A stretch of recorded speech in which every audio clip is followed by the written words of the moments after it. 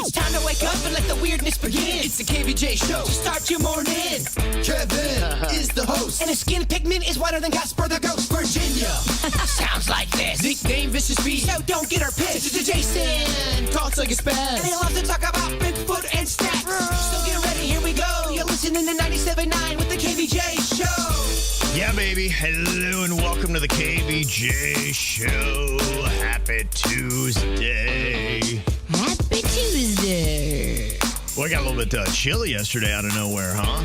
Crazy. I like it. I remember sweating at the Christmas parade on Sunday, and then yesterday it got a little bit cloudy, and I had to run out in the afternoon. I'm like, ooh, it got a little chilly. We could have used a flip on that one. Yeah. A little cold weather for the parade when we're out there baking like, I don't know, raisins in the sun. Cooking. Out there cooking.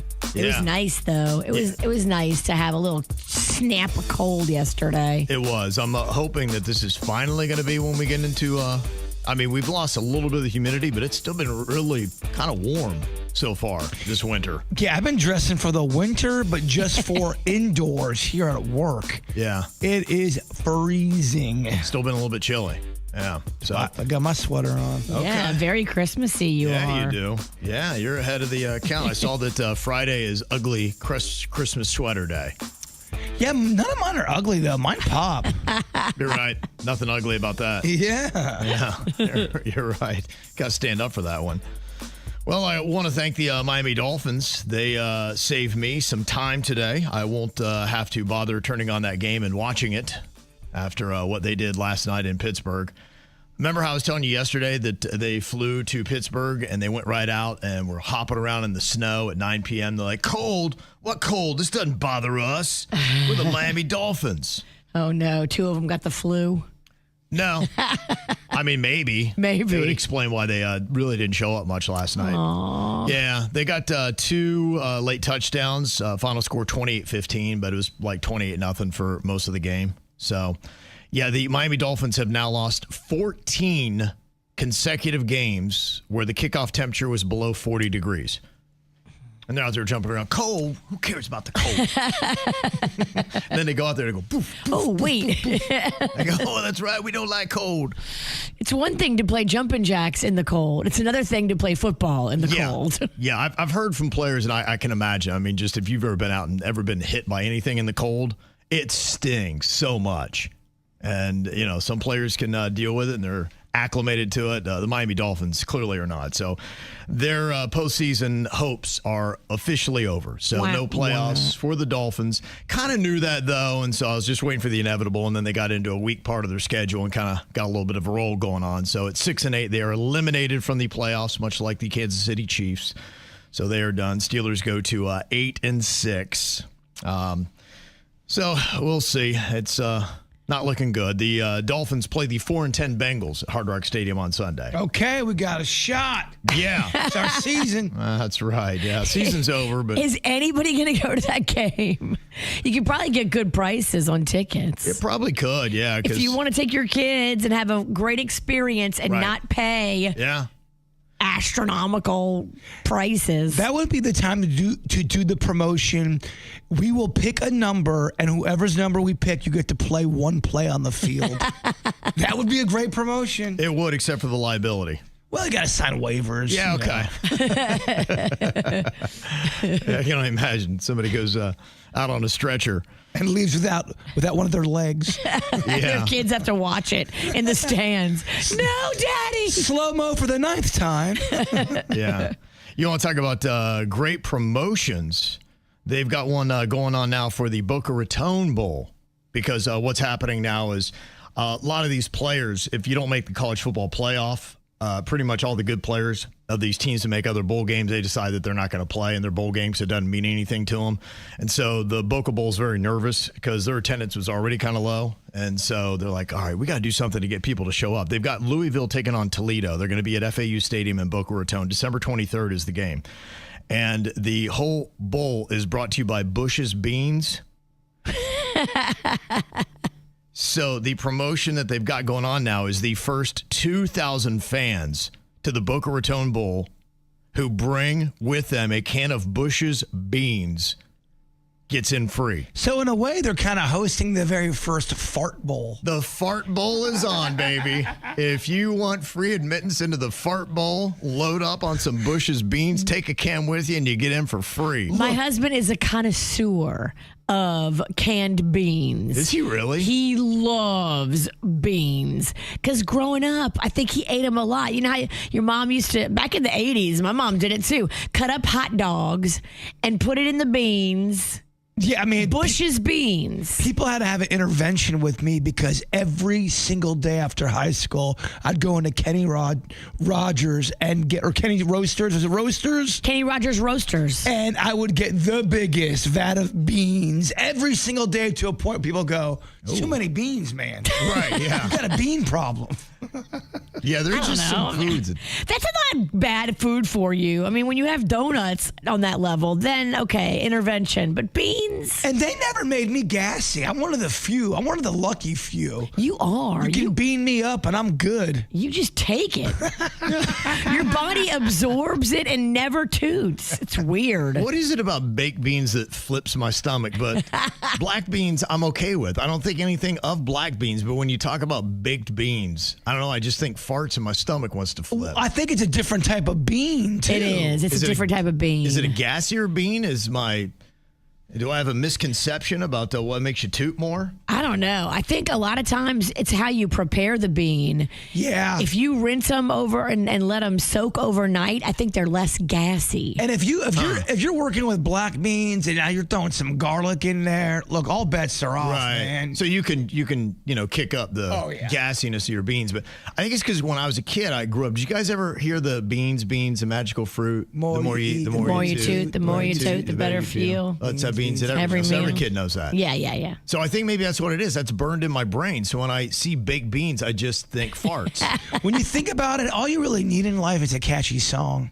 And then you're right. You'll never forget something. Yeah. It takes you somewhere. It does. It takes you somewhere. So there you go. So if you want free admittance into the Fart Bowl, that is going on December 23rd at FAU Stadium. Just get your Bush's beans all ready to go. The first 2,000 fans.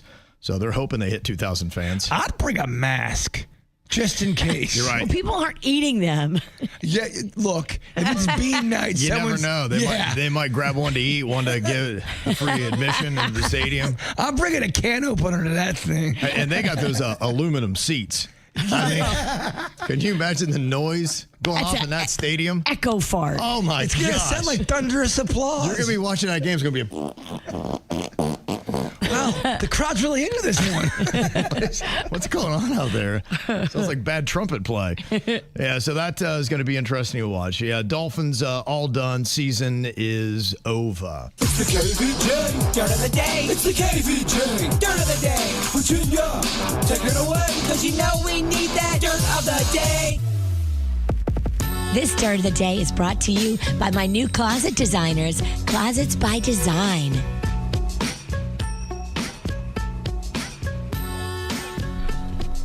The heartbreaking story of Rob Reiner and his wife, Michelle. They were, of course, as we told you yesterday, found stabbed to death in their Los Angeles home Sunday afternoon. Now, authorities arrested their 32-year-old son, Nick. He was taken into police custody and charged with their deaths. And apparently now we're hearing some of what the backstory is and what exactly happened in the hours before they were found dead in their home. So Rob Reiner and his wife and his son, Nick, were at Conan O'Brien's Christmas party. And at Conan O'Brien's Christmas party, a lot of people heard an argument between Rob Reiner and his son, Nick. It was loud. It was creepy, they say. Nick's vibe was super creepy. And after the argument, Rob Reiner and Michelle Reiner left the party. And then they were found dead by their other child. Their daughter found them. She is the one that told the cops, look for Nick. My brother probably did this. And so the cops went looking for Nick and found him at a metro station near USC. So that's what played out. Weird, bizarre story, man. The son had lots of issues with not just mental illness, but also drug addiction. He had gotten clean and sober for a while, even worked on a project with his dad where they made a movie about a kid who was troubled because of drugs and how the parents tried to help. And Nick was a part of that project with his dad, and he was sober for a minute. But something must have happened and he must have relapsed. And yeah, the sad ending to this is Rob tried his whole life to help his son. And in the end, he could not help his son. And probably giving his son the help is what cost him his own life. Yeah, who knows? I guess Nick had said that the only time that he didn't hear the voices is when he was doing the drugs. And I don't know how this sometimes links. I don't know if mental illness starts and then the drugs, or did the drugs start the mental illness? What came first, the chicken or the egg? And I think everybody's different. They don't ever seem to work well together. No. And if you've got any kind of mental illness, whatever started it, and if you have that deadly circle, they said 17 different times he'd been in rehab, and it failed 17 times. At that point, I don't think it's about rehab anymore. I think it's about a mental hospital. Where Maybe. It's not just a psychiatric hold for a few days. Like, it's intensive treatment where you have to be held because you're a danger to everybody. It's heartbreaking. Yeah, I don't know what you do. I mean, I sympathize for anybody that's either going through it or somebody that has got a loved one that is there, because you would think that'd be the last thing you want to do is just basically lock up your kid and throw away the key, realizing, okay, they're kind of done for. Well, if you have mental health issues and then you're doing the wrong types of drugs, that is a recipe that's just a disaster. And you're volatile to the people that are trying to help you. I mean, immediately... Yep. When the daughter found out what happened, she's like, 100%, it's Nick. Go get Nick. Nick did this. Like, there wasn't any question in the family about his propensity for violence. Yeah. That's got to feel weird, too, for Conan. Because it was at his house, and then they left, and there was drama there. Well, it sounded like Nick stayed behind, which that would have been weird. So yeah. His parents leave. He's still lurking around the party and apparently creeping everybody out. Like, he's not right. My goodness. And so, if you saw that, you'd be like, hey, Rob's kid is here just creeping everybody out. And then when the daughter found her parents, she went over and got Billy Crystal, and he came over and apparently saw the bodies. Oh, my gosh. And so he, has all that. He's dealing Yikes. with. Yeah, and I believe it was a neck injury that caused her death. And I think the mom, what had happened too, was the mom was alive and they had her in the ambulance, and she was able to say it was Nick that did it. I think that's why it was so quick and why there's no debate about who did it. And so it's not just speculation that it was him because of the way he was acting. The mom actually was able to tell them before she passed that it was her son that had killed them. My goodness. Yeah. In other news, if you're out there, out and about, and you see a hitchhiker, and you're like, man, that hitchhiker looked a lot like Ray J. Yeah, it's probably Ray J. The 44-year-old singer took to Instagram to say he is making a reality show called Celebrity Hitchhiker, and he is capturing his journey authentically as he is hitchhiking across the country. It's a great concept if you had a celebrity. Oh. I think he's filming it himself too, which never's a good good sign. Why not, Ray J?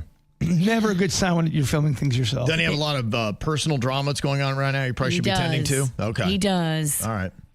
And is this weird? Okay, if you have a suicide pact with your wife, the Mexican queen, if she's on her deathbed and she's like, all right, let's have a suicide pact, Kev. When I die, you're going to die too. And you're like, yes. I think she has that pact, but I never agreed to it. So it's more just one-sided kind of is that thing? considered a pact then? And you go first? Yeah, I think that's how it goes. Yeah, I think I'm already in that pact, Here, babe. but I never agreed to it. Drink this first. Yeah. So Sharon Osbourne and Ozzy Osbourne had this pact. They talked about it. But now somebody asked Sharon, they're like, I don't want to bring this up. But Oh, no, I don't know. No. She said, well, I did have that pact, but I don't want to do that to my kids. But if it weren't for them, I would stick to the pact. So is Ozzy mad in heaven? No, I don't think it works that way unless you're left behind and then you're roaming the earth.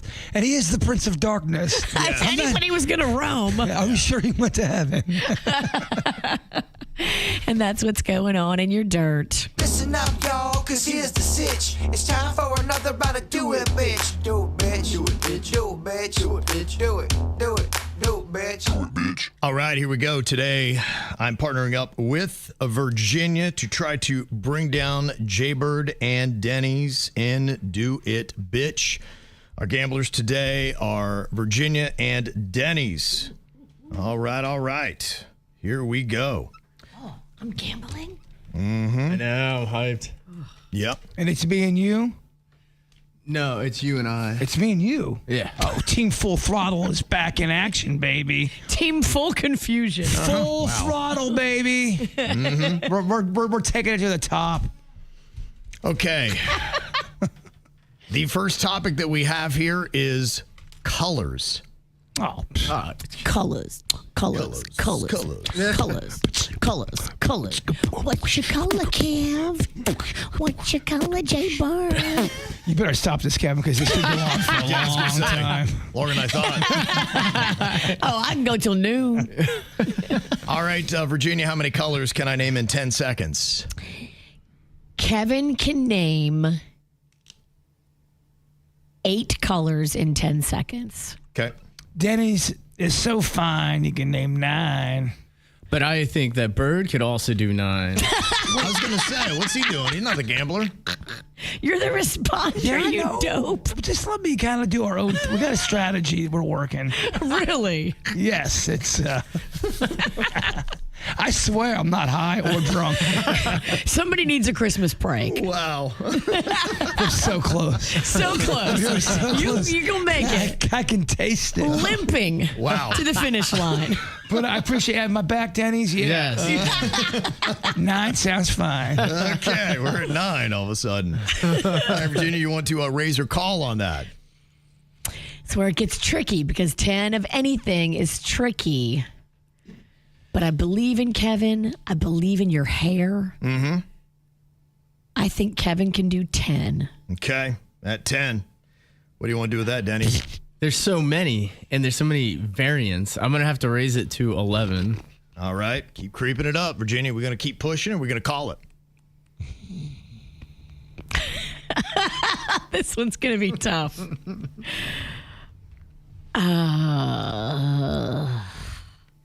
Are we going to keep creeping up or are we going to call it? I think we should creep up. Okay. I believe in Kevin's hair. Okay. So what number are we at here? We're at 11 now. It's gonna Kevin go up can to do 12. 12. Okay. Let's see it do it does, cuz. Oh, wait, that's right. I agree with him, though. I'm so confused. You're not talking right now. You I just forgot the game twice while you were in the game. I don't know what's happening. I don't either. I see your cup. I swear it's water. Did you not share with the class? No, that's the problem. I think I need a drink. All right. I think you're right. Oof. All right. I believe we're at 12. I agree with Bird, though. I say let's have Kevin do it. I'm so sorry. Okay. Gonna do 12. 12 colors, Kevin. You got this. In 10 seconds. Okay. Red, yellow, green, purple, white, black, mauve, teal, gold, silver, pink, blue, chartreuse, mauve, lavender, teal, green. He got it with that mauve. He got it. You did it. Good He job. repeated a couple, but he definitely got it. Yeah. Just firing them out there. I can do 14. It just starts getting hairy above 12. I promise this next round, I'll be focused. Okay. The next topic that we have is condiments. Okay.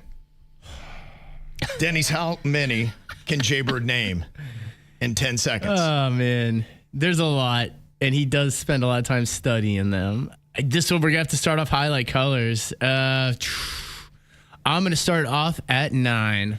Yeah, baby. Okay, 9 condiments. Virginia? Kevin can do 10. Okay.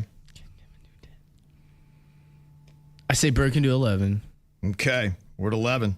Do it, bitch. Oh my gosh. 11 condiments, 10 seconds. Your time begins now. Mustard, spicy mustard, honey mustard, curry mustard, barbecue sauce, mayonnaise, garlic sauce, the blue cheese, the French dressing, barbecue. No, why is that no? You were flying at first. Oh, he was. You named every variant of Oh, he hit a speed bump. Got to 10. Mustard. I You need couldn't. 11. What did I get? You got 10 of 11. Oh, I Bill Bucknered it. No, you didn't. You didn't. We're still good. I Bucknered it. No, we're still good. Okay. It's a quick 2 to zip. I feel like we're kicking a kitten. You are. Meow. No.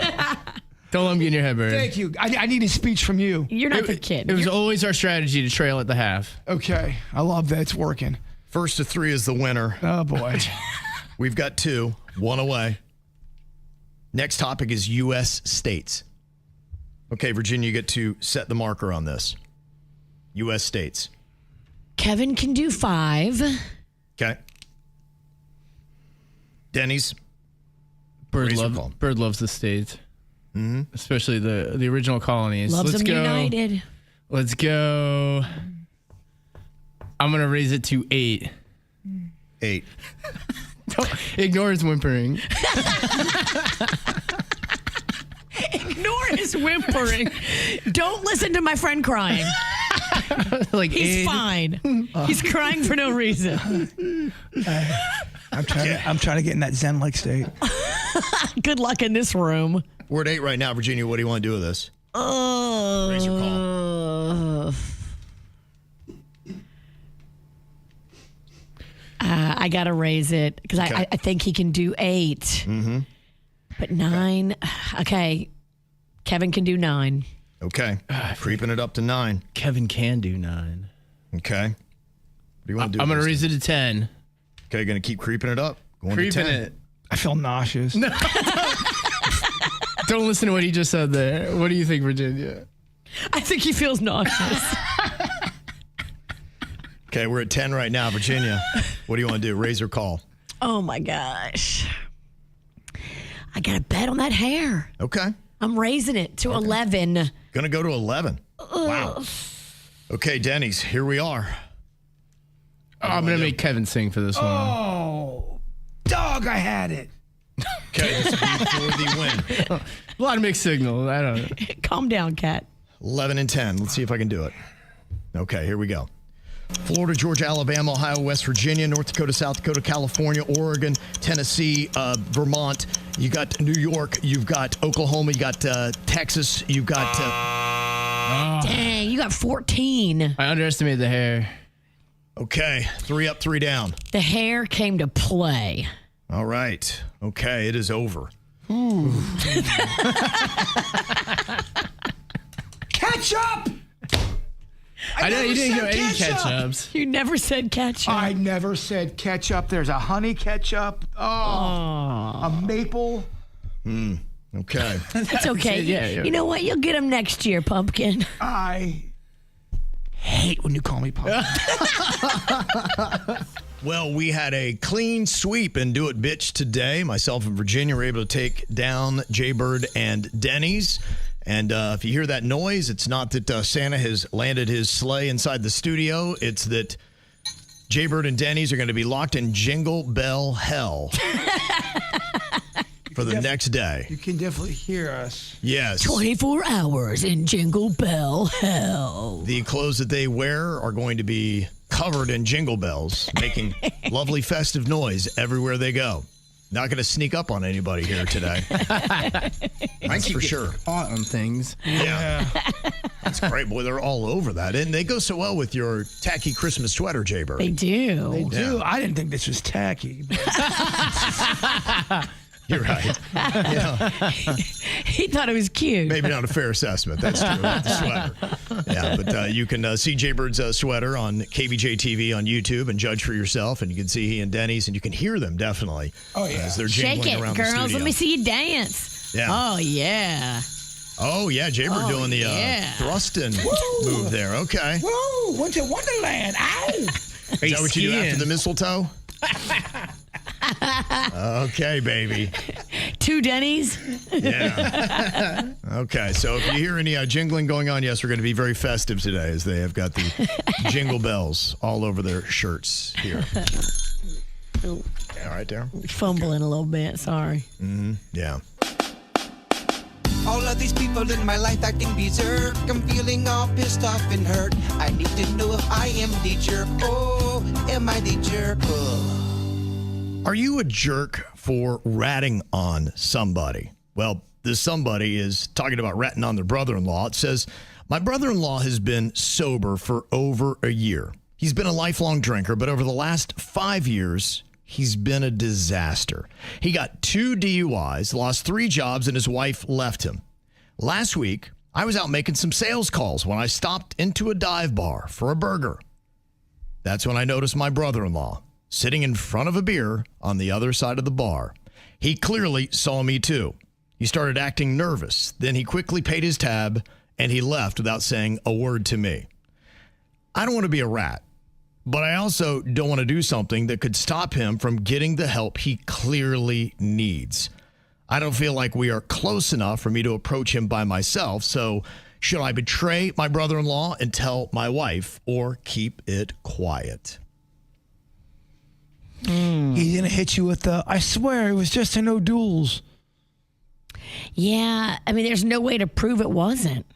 There's no way to prove it wasn't, Kevin. Unless you ask the bar if they serve O'Doul's, and if they don't, be like, how'd you get an O'Doul's in a bar that doesn't serve it? Well, every bar has a non-alcoholic beer, even the Moose Lodge. Okay.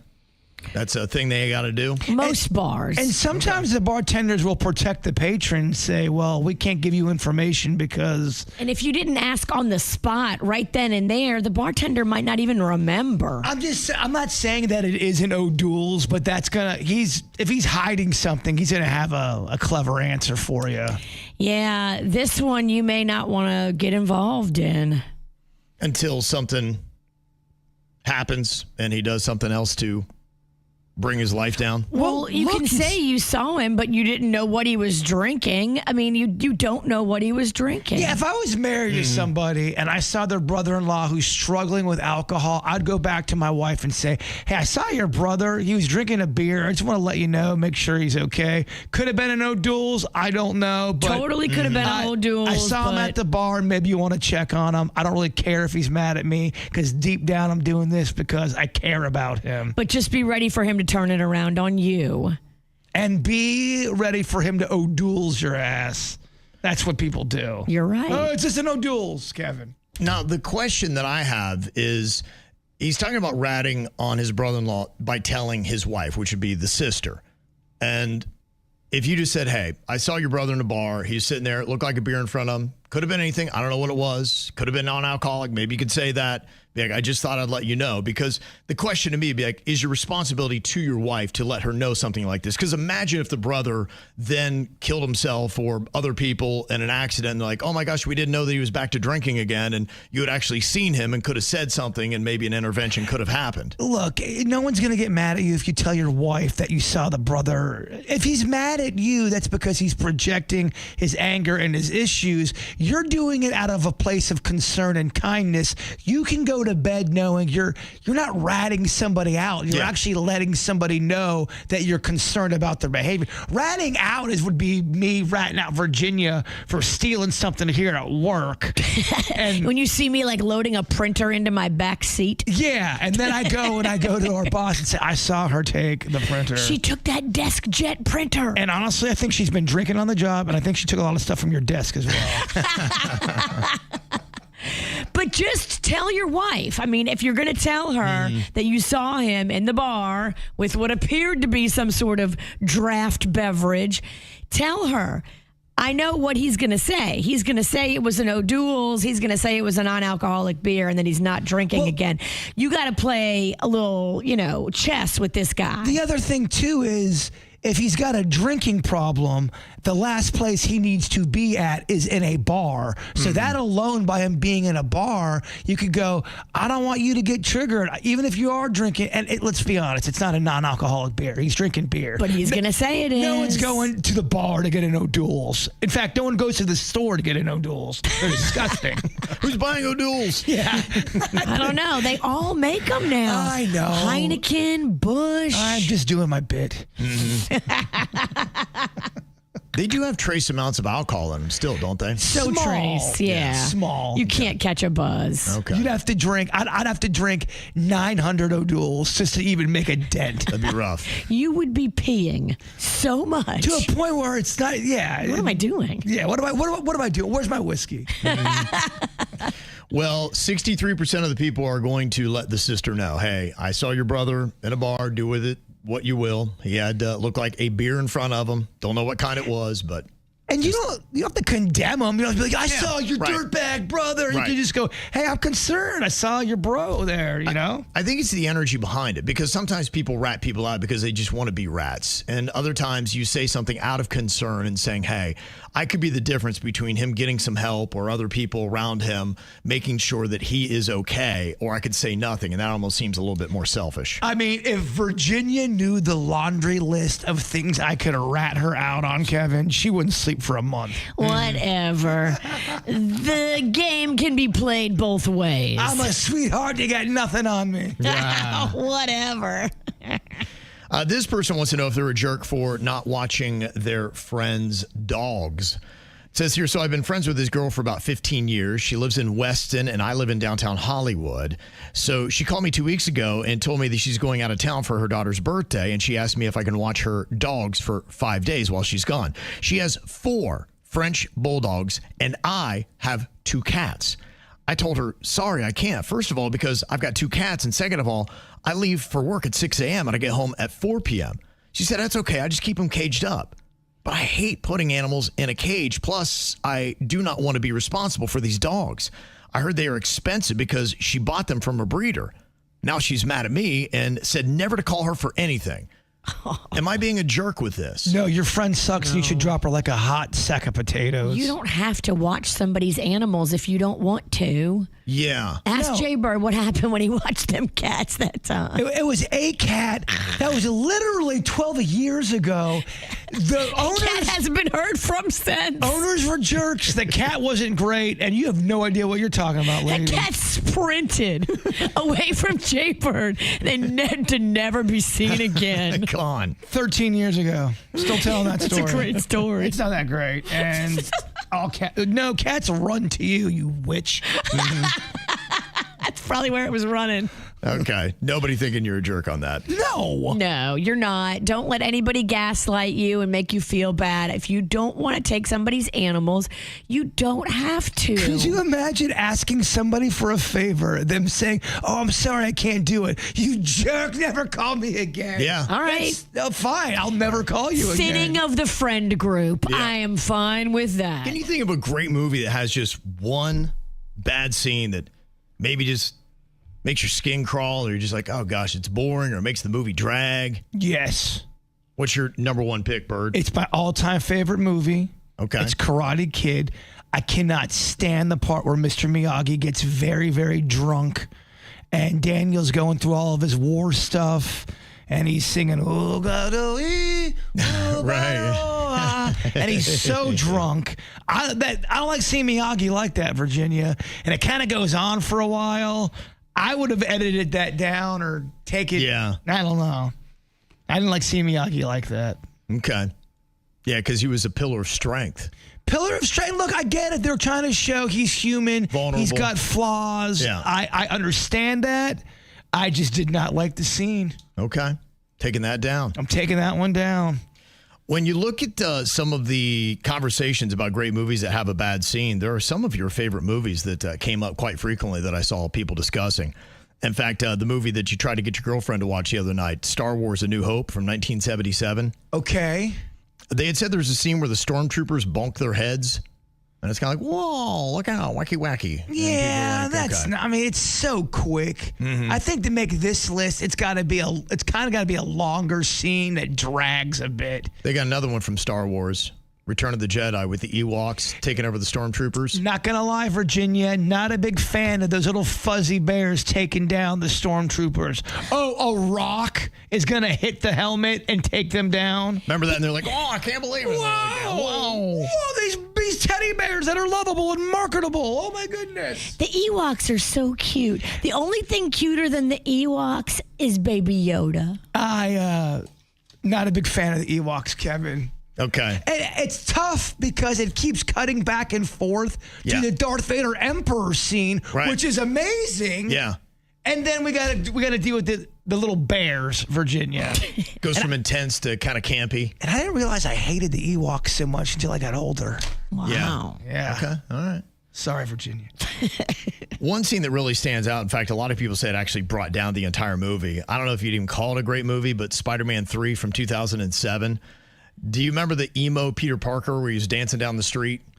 Was that the one? He's in the bar doing jazz. Yeah, and people are like, oh my gosh. And I think that ruined the movie for a lot of people. I wonder what it would have been if they hadn't done that, because I don't know if anybody really liked that scene. And I think for a lot of people, they don't feel Spider-Man 3 at all. I love the whole trilogy. I thought Spider-Man, the first one was good. I thought the second was fantastic, maybe even better. And then, the third one was rough. It was not nearly as good. And, that whole scene, you're just like, oh, I got to get past this. It's terrible. People are going to get mad at me for this one. I think the opening, and I love this movie, I think the opening scene of The Godfather is way too long at the wedding. It goes on and on and on. One of the ones from The Godfather that a lot of people were mentioning was Sonny's toll booth scene where they take out the son, Sonny. And he goes up and he comes out and he's punching at some of the guys that are trying to take him out. But apparently the punches, they're just like fake looking and he's missing. And people are like, oh, and you're like, he didn't even connect. There's one, The Irishman with Scorsese, where De Niro comes out and they're supposed to make De Niro in this scene. He's supposed to be a little bit younger, but it still looks like old De Niro. Yeah, right. And he goes out to kick the crap out of this one guy. I have to show you the scene, Virginia, because it looks like an old man. It looks like me trying to barely lift my left leg up. So you every day. It's so unbelievably not even close to being realistic. You go, he didn't even break the skin here. I got to show it to you. It's that bad. One of the other scenes they say is a great movie, but this scene is just kind of odd and not good, is from the movie Titanic, where he is drawing her naked and she says, draw me like one of your French girls. Yeah. People just, I guess, thought that was kind of weird. Didn't love that scene. I love that scene. It's so scandalous. You do. You love it, huh? Yeah, because she's like engaged to some other dude and she's laying there and he's drawing her. Like, it's romantic and scandalous. Okay. You thought it was sexy and steamy. Yeah. Okay. Virginia says keep that one. I think so, yeah.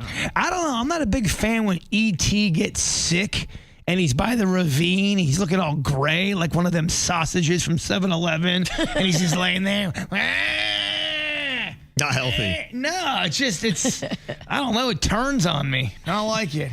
A lot of people were ragging on the close-ups with the mechanical shark and Jaws. They said a great movie, but you almost got too close and exposed just how janky your effects were. That movie was so hard to make. They said it was a nightmare. They could not get the shark to stay together. There'd be times they'd have actors all ready to go just for the shark to get ready to film for the shark to fall apart. And they'd have to remake the shark, and they wouldn't do any scenes that day.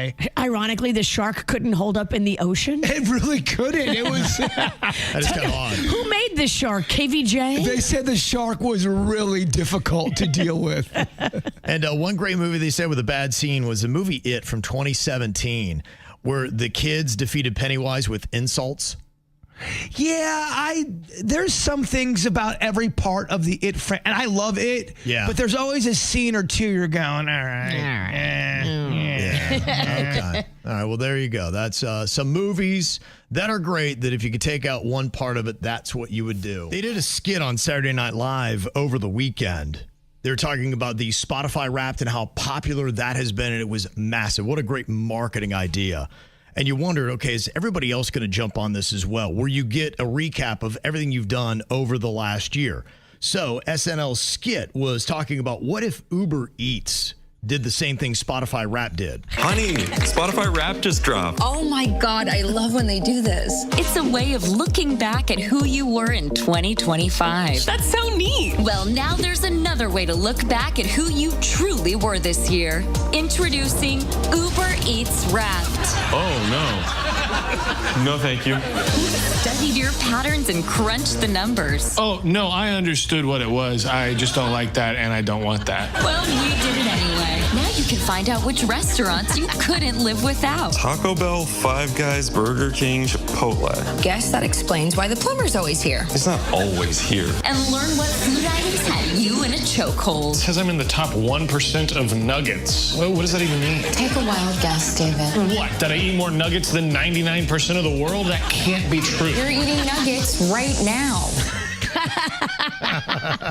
Yeah, I guess when you look at all the garbage you ate over the last year, maybe you just don't want to know. That's amazing. I can't look at my itemized list when it comes to my Uber Eats. It's too painful. It really is. It's too much, dog. Very smart and very fast of Uber Eats to jump on this. And now they said, you know what? Great idea. Let's go ahead and do it. So they've launched a year in review feature. It's called Uber, all inspired by Saturday Night Live. Now, what it does, it compiles users' activity across both Uber and Uber Eats, revealing insights such as the most ordered restaurants and the total number of orders made throughout the year. It aims to provide a personalized recap of users' food delivery habits, similar to Spotify Wrapped, but without assigning an Uber Eats age or calculating total spending. So you won't get that depressing fact. But it's pretty easy to get. If you want to check it out and see what you've done damage-wise over the last year with Uber Eats, just open the app on your mobile device. You tap on the Uber banner on your home screen or account page, then review your year-in review data, including your most traveled destinations, go-to Eats orders, and year-defining ride and delivery patterns. And then if you want to share your results for added marketing, you can use the Share This Story button within the app. And there you go. And you can access it all. I mean, you're doing some free marketing for them. They will love that. Yes, they will. Absolutely. Does it scare you to take a look back at what you've done over the last year, Jbird, on Uber Eats? Yes, for me, it does scare me. I, without a doubt, order the most on the show. Oh, without a doubt. I host a lot of gatherings, and I go big on my gatherings. I go big on my gatherings even when there's not a gathering. I go big even when there's only one gathered. Yeah, I get the family deal and I'm alone. Ow! There's a lot of dumbass criminals to talk about, baby. It's the whacked out news. People breaking the law. Ha ha, fighting in the nude. Ha, drunk people pooping in the street. Ha ha, it's the whacked out news. So many people on meth. Ow! There's so many surprises in this story. I don't know where to start, but a 32-year-old anesthesiologist, a mother of two, Helen Maciel Guerra Sanchez, walked into a Dollar Tree store in Miami right before close and then was found dead the next morning around 8 a.m. Oh, no. An employee discovered her body in the stockroom and reported that she was naked. Authorities are saying that no foul play is suspected. What? Surveillance footage raised no concerns, and the death remains under investigation. Now, she is a Nicaraguan doctor that's specializing in congenital heart disease, and she was abroad at the time of her death. Now, Dollar Tree has not commented on it, but first of all, people are like going, I didn't know that Dollar Tree had a freezer. They do. They have frozen items in the back. Okay. What a terrible place to go, surrounded by the crappiest food ever. Huh. Yeah, I'd much rather go at 99 Cent City. Any other place. I mean, she stripped herself and put herself in the cooler. Keep in mind, too, sometimes police will say there's no foul play just to put out there, even if there is foul play. Okay, maybe it doesn't. If somebody is a perpetrator, they don't want to tip them off and think that they can maybe breathe easy, saying, oh, wow, they're not even thinking it's a crime. I'm off scot-free. It's a tactic, yes. Okay. Yeah, That's maybe. a crazy story. A lot of mystery in that. You're just like, what happened there? They do have a GoFundMe right now that they've launched to return her remains to Nicaragua, where her 2 children live. Oh, my gosh. Yeah. Just quite a mystery that is going on there. We need more of that. That story has not been completely told.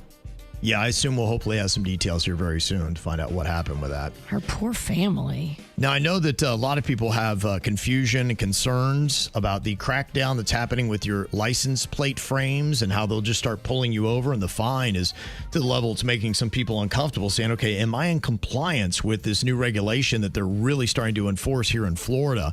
They say the license plate frames are allowed in the state as long as they do not block the letters and numbers on the plate and the registration decal in the top right corner. So this applies to standard Florida plates and specialty plates. You got to be able to see all the writing on the plate. That makes sense. Yeah, they say they don't consider the wording along the bottom of the plate to be a primary feature, and a frame can cover that.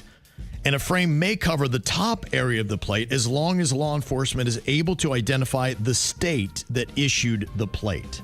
Okay. So to clarify, that's what you need to see, because I was confused too last week when somebody talked about it. I thought no frames whatsoever. I'm like, boy, this is these poor dealers that rely on that for that advertising. What's that going to mean? Every new car comes with a frame with their name of their dealership on it. Yeah, so just don't block the letters and the numbers on the plate and the registration decal in the top right corner, and I guess you're going to be okay. Gotcha. Now, there is something else about license plates here in Florida that is getting some people upset, and these are the license plate recognition cameras that they are starting to use more frequently. And some people are saying, how much privacy do we have? And that's a lot of times the sliding scale of surveillance for protection, but then when is it used against citizens of the state?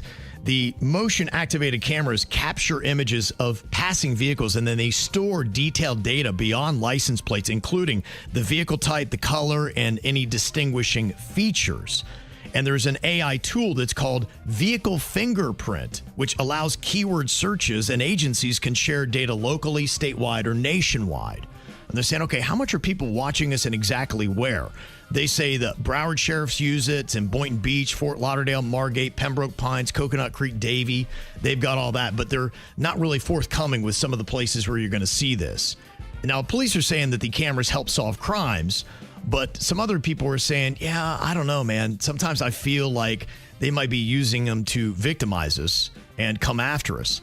I know that there's some concerns with it being used and shared with ICE and how they might be tracking some people. Oh, gotcha. Yeah, the ACLU is saying that the system enables mass surveillance and abuse, especially around immigration enforcement. So some people are like, okay, we need to make sure that this is not being used nefariously against people and causing harm and, panic for people. So they say that usage will expand. So it's going to be out there and it's going to be all over the place. The question is, are you comfortable with them capturing all that data of you as you're driving down the street? Well, it was Naomi Johnson who received 6 months home detention after admitting to 26 different charges, including theft, shoplifting, and threatening behavior worth thousands of dollars. Now, what had happened was she went on a little crime spree, including stealing a $270 adult toy from Hamilton's Peaches and Cream store. $270 adult toy. That must be the Cadillac, right? I mean, I kind of want to see what she stole. I didn't know they went up that high in price. Yeah. So she went for the top line item, and then she threatened a store clerk with a leg of lamb. Wait, she had one on her? I guess this is when she went to a grocery store and then started stealing there. So she had a list, a laundry list. Okay, adult toy, check. Leg of lamb, check. Look, a leg of lamb can kill you. That's a real thing. Absolutely. I guess she then took $256 worth of groceries from Woolworths, wheeled them to a bus stop, then threatened the transport coordinator with the stolen lamb when told to remove the items. She also grabbed the bus cash box containing $125. She's like, on my way out, I'll take this. So she was just She was in a zone, Virginia. Yes, she was. She also got $660 worth of items from Briscoe's while wearing a disguise, and she also stole shoes from Rebel Sport. It's a busy day. That's a banner day. Action-packed. She got a lot done. There's a Washington, D.C. family saying that more than 100 packages, which were intended for a local hotel, have been delivered to their home over the past 6 months. It's kind of odd and fascinating. I don't know exactly why that happened. They're trying to figure out exactly why it did happen. Somebody put an address in wrong, it sounds like. Maybe. Do you say anything or you just keep taking all the gifts? Depends what the gifts are. That's true. Okay. Is it unlimited, like high-end hotel toilet paper? Because, I kind of think that one's a victimless crime. What gifts? When we got fired in Miami, I made sure I took all the toilet paper. There you go. That was my own little victory going, yeah, you fired us. Well, I got you back. And that was the one-ply stuff.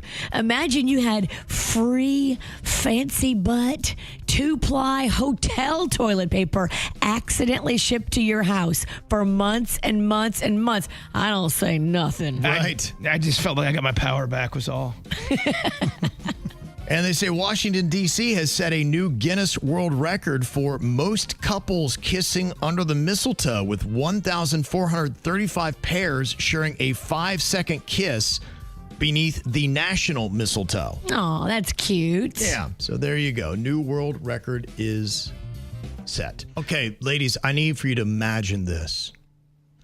You make a comment to your husband, and his retaliation is to go and buy a house without consulting you. How do you respond? Now, Virginia, this happened with your girlfriend as Jingle Bell Pennington rolls in here. Hey, Jingles. Hey. What got them to this point? So it's been a little rough these past few years. He's always been a controlling, narcissistic, not very kind guy. He does all these weird manipulative things, gaslights, all that. But, for years and years, she just put up with it to keep the peace. They have 2 kids together. Now, one of them is in, both of them are in college. Both these kids are now in college. So now it's just her and him. And they spend a lot more time together just with each other without the distraction of children. Okay. And she realizes that he is a douchebag. Oh, wow. And that's rough. She said with maturity, with perimenopause, with the kids being out of the house, she now realizes this has just been how he's been their whole marriage, but she doesn't want any part of it anymore. Now she's just annoyed by him.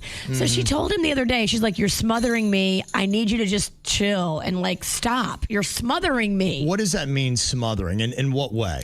He's all up in her biz. Instead of going to work, he'll stay home with her and just be annoying to her. And she's just like, you're just too much. He's playing that Dennis Rodman defense on you. You just can't get out of it. Can't shake him. Can't shake it.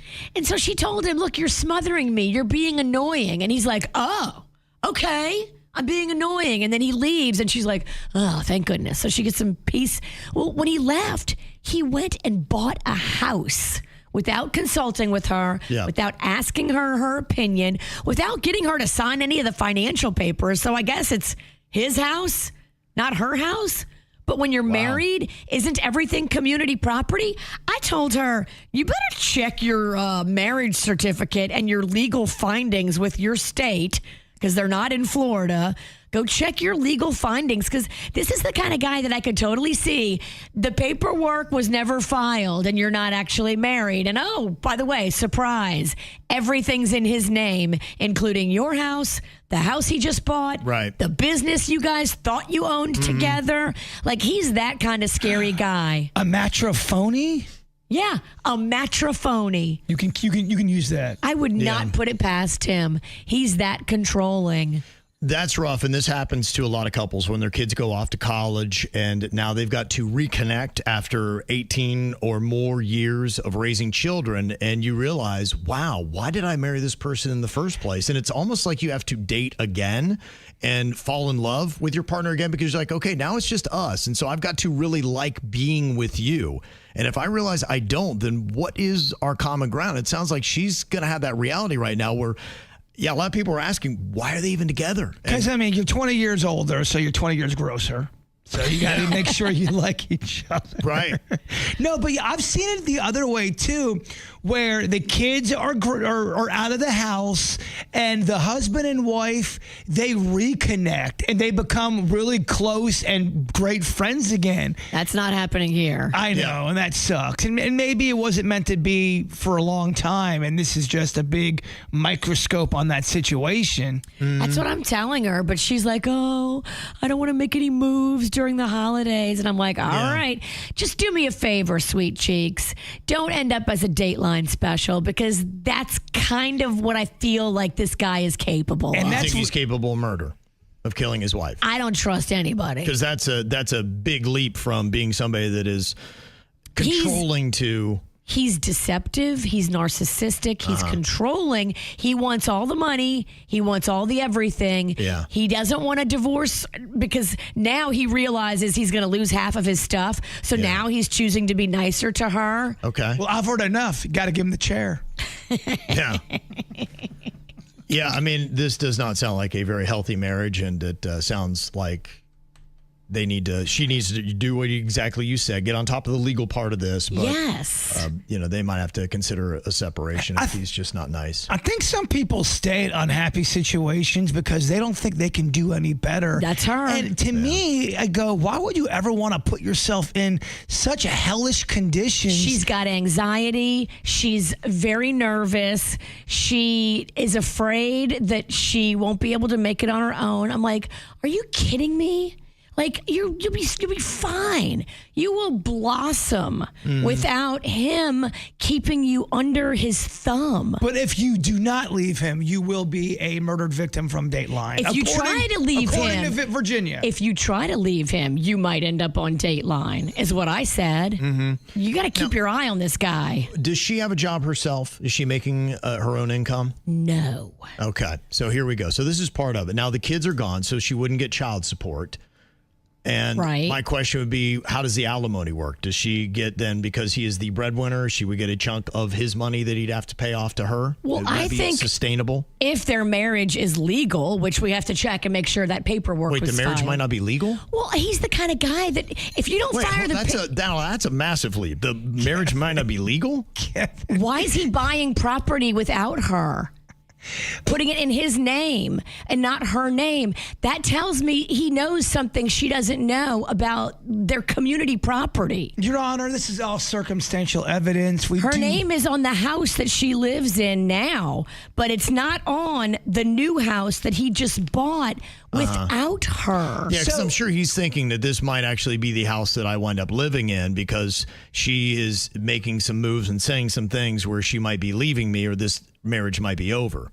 So I can see why he did that. He's thinking of the future, and he's thinking they're not going to be together. So we have a couple things going on here. We've got, not only did he fake the marriage, Kevin, he's also a potential murderer. I'm like, wow, this whole a lot of twists and turns in this story, isn't there? Gotta get Keith Morrison involved. You know what they say? You're more than likely to be killed by somebody who once loved you. If you get killed, it's probably somebody who used to love you. So that's a saying? Yeah. It is. Who says that? A Dateline. Oh, okay. I'll give you $100 if you shut off her microphone. I'll take $100 to sit quiet. It's Christmas. So she'll make a move after the holidays, or what will her move be? Or is she just going to shut up for good and just continue to take this kind of abusive marriage that she's in? I don't think she's moving. Okay. She's going to shut up and be unhappy. See, to me, during the holidays is when you do make moves. Because nobody sees it coming. The kids are home for Christmas, and that to her is the most important thing. She would rather sacrifice her happiness just so her kids can have a happy Christmas with not mom and dad fighting or drama or one person leaving the home. I can see getting through this holiday season, but then as you start a new year, it might be time to, make a decision. Say, hey, either we're going to fix this once and for all, or it's time for us to go our separate ways. And Virginia's leaving out a major part of this entire story. He's also possibly a hitman. Wow. There's just so much. Kevin, there's so much. So much. I wouldn't put nothing past this scoundrel. Okay. He's also part of the mafia. I mean, the whole thing. No, he's not smart enough to be in the mafia. Trust me, they're not all brainiacs in the mafia. He would blow his cover so quick. Virginia has got a friend whose husband has been smothering. She told him, and then he goes out and buys a house without telling her. Says he's going to fix it up. And you said that, meanwhile, the home that they live in actually needs a lot of repairs. Oh, yeah, that was another big part of it. Like, she was sending me pictures of actual cracks in their house. Right. So he thinks he's a home builder. He thinks he's Mr. Fix-It. Well, guess what? If you build a home and then it starts cracking, you're not that great of a home builder because he just put this addition on in the past few years. You ever think some of the dudes you trash on the air, do you think they ever listen or like, Oh, he don't listen. He hates me. So he hates the show. Why then? would he hate you? I don't get that. I'm trying He's to never figure out liked how me. I could hate you. I mean, I'm the kind of girl he don't like. I can't imagine He likes his why. girls quiet and submissive. Well, He don't like me. Can you imagine that, Bird? Somebody not liking Virginia? How does that happen? I'm shocked. Yeah, it's crazy, isn't it? It's the craziest thing I've heard in a while. I don't want a guy like that to like me. Okay. I want to get under his skin. F him. I mean, she basically called him a murderer. I was like, quite a leap we're taking there. But, I want him to know I got my eye on him. So if he's even thinking about putting the antifreeze in the sweet tea, we already know your next move, bruh. And don't forget, too, the marriage is completely fake. Could be. Yeah. Yeah, Virginia's like, if the marriage is real. I'm like, so wait, they've raised several children past adulthood? And, I was at the wedding. okay. I'm starting a rumor that he used to work under Pablo Escobar. He's one of his soldiers. I don't know if he turned in them papers. For women that are out there that feel like they're trapped in a marriage and they're scared about the financial insecurity, how secure is it to make that leap and how tough is it? I'm kind of curious if there are women out there that had made that, they had the same insecurities, they were afraid to jump, but they did. How did you make it through? What do you do? If you were guiding this girl, what are the steps that you need to take to make sure you wind up on the right side of this? One of the questions I have is about her own financial security. If, they split up, and somebody's saying even if he did fake the whole marriage, common law in a lot of states, she would still get probably half of what's been going on because she's they've been together 20 years. Okay. Does she have a career that she could jump into? Does she have a job she could get? No. Okay. So she would have to start where teenagers do. Yeah. Probably bagging groceries or something. Maybe a little more than that. Okay. All right. So that's kind of where it goes. Because it sounds like he's laying down his foundation. He's giving himself options. Oh, yeah. He's making sure he has a home to go to, and he's going to leave her the cracked house. Right. Literally a crack house. Yeah. Okay. Now, you say crack. There's not actual crack in the house. No, not drugs. They don't do drugs. But there's cracks in the walls. There's cracks in the foundation that he built.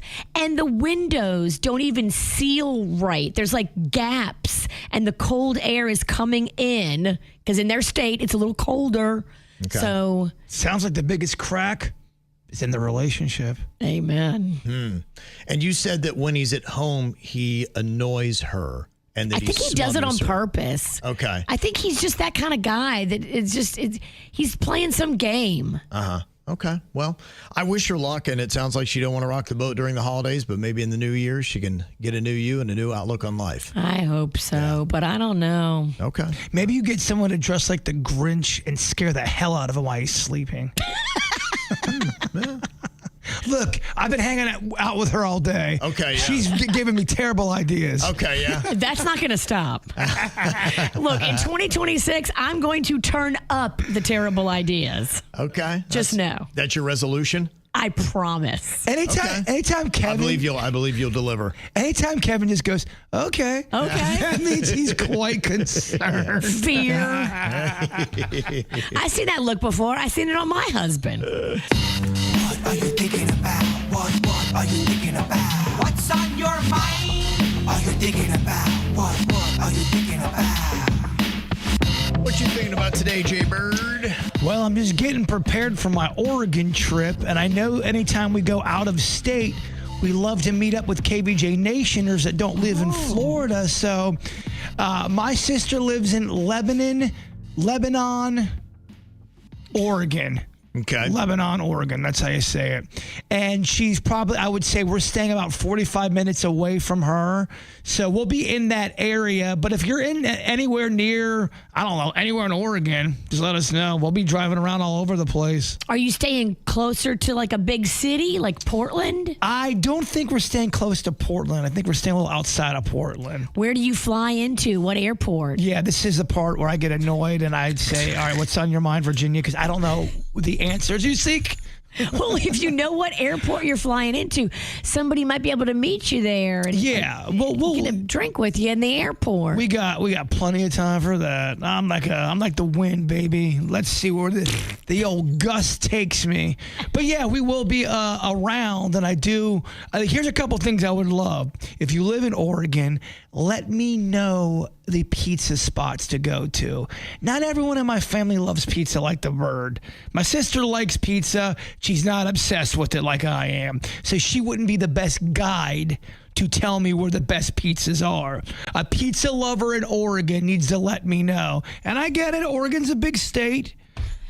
Is she picking you up from the airport? No. Are you renting a car? Renting a car. Okay. Yeah. So you'll have transportation to go wherever. I think that's better. Anytime you're stuck somewhere and you have to rely on everybody else, the airport is an hour away plus from her where she lives at, and I always get in at nighttime, and it's just not cool to do. Yeah, I highly recommend getting a car. That way you can do what you want. Go to all the pizza places, make all the videos, meet all the KVJ Nationers. But we are cool with the KVJ Eats outside of Florida?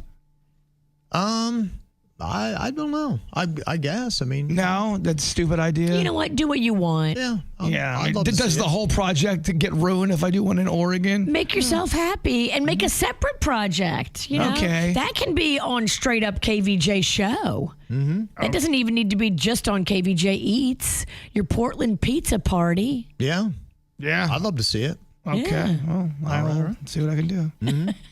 What you got on your mind today, Virginia? Well, I don't know if you saw this, but KVJ show got some press. Oh, nice. Look at that. Whoa, that's a big time. That is one huge picture with old St. Nick there. I don't know if we've ever got a picture that big in any newspaper. Looks good. Of course, that's the one I don't go to. You weren't able to go that morning. It was like 5 a.m. Well, yeah, it was on a Saturday. There was a lot going on with my leg. Yeah.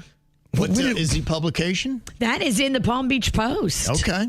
Wow. My neighbor gave it to me. She was so excited. She come running over. She's retired. She's like, I saw you in the newspaper. Oh, that's big stuff for older people. Some people might think that's me with my gray beard. Oh. Okay. We are promoting, of course, the Little Smiles Holiday Toy Drive. This is Kevin and I at the North Pole with Santa, and the North Pole is bustling right now. We are getting a ton of requests coming in for toys for needy kids, sick kids, local organizations, youth groups, church groups. So please help us fulfill all these wishes. It's so easy. Just go online, littlesmilesfl.org. $5, $10, $20. No donation is too small to help us meet our goals and be able to fulfill all these wish lists that are pouring in for needy kids in our area. We say this a lot, but it seems like the need gets greater and greater every single year. Mm-hmm. Okay. You can help littlesmilesfl.org. I don't think I know how a test drive works anymore. And honestly, it has been a while. since I have done a test drive to purchase a car. Typically what has happened since I've been with my wife is she deals with the cars and I just drive whatever's available. Are you saying you might be getting a car for Christmas? Well, what had happened was I'd mentioned to somebody that there was a certain make and model of car that I really like. I'm like, that's a good looking vehicle. Well, they knew somebody at a dealership and they said, Kevin really likes that vehicle. And they're like, have him come by and take a test drive. I'm like, okay. I don't know if I'm in the market that, I'm going to be getting a car. It's just, it is what it is right now. I don't know if we even have space for an additional car, but I'm like, this car looks really cool. I mean, I can just take a little, drive around and see what it'd be like for the experience. So I pull up to the dealership yesterday and they're like, you're good to go. And I'm like, okay, where do we go? Where's the vehicle? They're like, it's right there. And they're like, hand me the keys. And like, we'll see you in a week. I'm like, wait, what's going on now? They're like, yeah, go ahead. It's yours. A week? That's what they told me. I'm like, I was so confused. I'm like, so wait, I just drive. Not how it goes. I just drive this thing away? And they're like, yeah. And they look confused that I didn't get it. I'm like, okay, has the test drive changed a lot? How do people do it? I don't even know how it works anymore. And so I've got this car in the parking lot right now. Ooh, let's go do donuts. But I tell you, when I pulled away yesterday, I thought I was getting punked, and I kind of kept looking back, and I was like, okay, did they call the cops? Is there a guy in the trunk that's going to jump out and stab me? I have no idea, and so I'm kind of nervous. I'm like, is this legit? This is the right way to do this. I'm like, I'm not in any kind of trouble or anything? Does it have plates on it? It does. Yeah, okay. It's got plates and all that kind of stuff, and I was like, all right. And now I'm like, I'm kind of nervous, but I got to tell you, because I got in this thing, I'm like, I'm driving like, oh, this is cool. This is actually nicer than I thought it was going to be. Oh. And I started driving like going, I'm definitely not getting a vehicle. And then by the time I got home, I'm like, but what if I did this? Or what if I did that? I'm like going, Kevin, you don't even have a place that, would fit this vehicle. It's a truck, Virginia. Oh, it's a truck. Virginia. I've kind of... You used to have a truck. I used to have a truck. But you know what? I didn't have kind of a man's man kind of truck, because I had a Ridgeline. And now they kind of make fun of Ridgelines in country music songs. He had a Ridgeline. I drive a Chevy. That's actually a line in a country song, and it's kind of saying that you're lesser of a man if you drive a Ridgeline. Damn. So, I know. And so I'm like, I've never really been behind the wheel of a respectable truck, and this is a respectable truck. I'm kind of going through the same thing. There's this Bigfoot statue that I'm just waiting to pull the trigger on, and I'm going, is it worth it? Is it not worth it? Yeah. One day I go, no, you're not getting that. And then another day you go, you need this. This is a piece that people will talk about. You deserve this. Yeah, I get what you're going through. Right. And then I went from thinking that maybe I committed some kind of Grand Theft Auto to now thinking, okay, how could I work this? I'm like going, but you'd have to get a bigger house. I'm like, you could do that. And I'm like, well, what am I doing? What am I doing? I'm like, I see what they're doing. I see through this, and it's like I'm falling in love with this vehicle. Now I'm trying to do irrational things to rationalize how I'm going to get this thing. I'm like, this is trouble, man. Because you have a small driveway. Yes, and that's the problem. Your neighborhood does not allow parking on the street, because I know this. I got into a verbal altercation with one of your neighbors one time. Right. And they don't allow trucks. Oh. What's weird is that Virginia got to do an altercation. That I can't believe. That's not weird at all. Yeah, I know, right? That part was shocking. So I was just kind of curious, is this how they do test drives today, or what is going on here? Have I committed any kind of crime? Are the police going to bust in here any second, and I'm going to be hauled out of here for Grand Theft Auto? Do we have to finish the show if that happens? I think you do. I mean, the show must go on. Show must go on, Pumpkin. Yeah. All right. So you got to do it. I just want to make sure I'm not a criminal right now. We'll do a lot of Name That Nut. We're going to do 3 more dirts of the day. There you go. We got this, Ken. You do whatever. I'm going to have my own problems, so this will be the last thing I'm thinking about. There was a time where you weren't here, and I am not kidding you. We did Name That Nut 4 times in a show. You did, okay. And were you smiling? No, that was a true story. And by the second time I go, oh my gosh, this is going on too long. Whatever. You were having a great day. No, I wasn't. Yeah, but I got to tell you, I was like, all right, it's interesting if they change the strategy on how they do a test drive, because almost when you have it, you're going, you start seeing yourself in it. You see how it could be a part of your life. Visualize. They're doing that on purpose. They're trying to get you hooked. They're doing the drug dealer deal. Yeah, when I would drive it for, maybe 20 minutes or whatever and just take it around the block a couple times, like, yeah, that was cool, but I could walk away from it.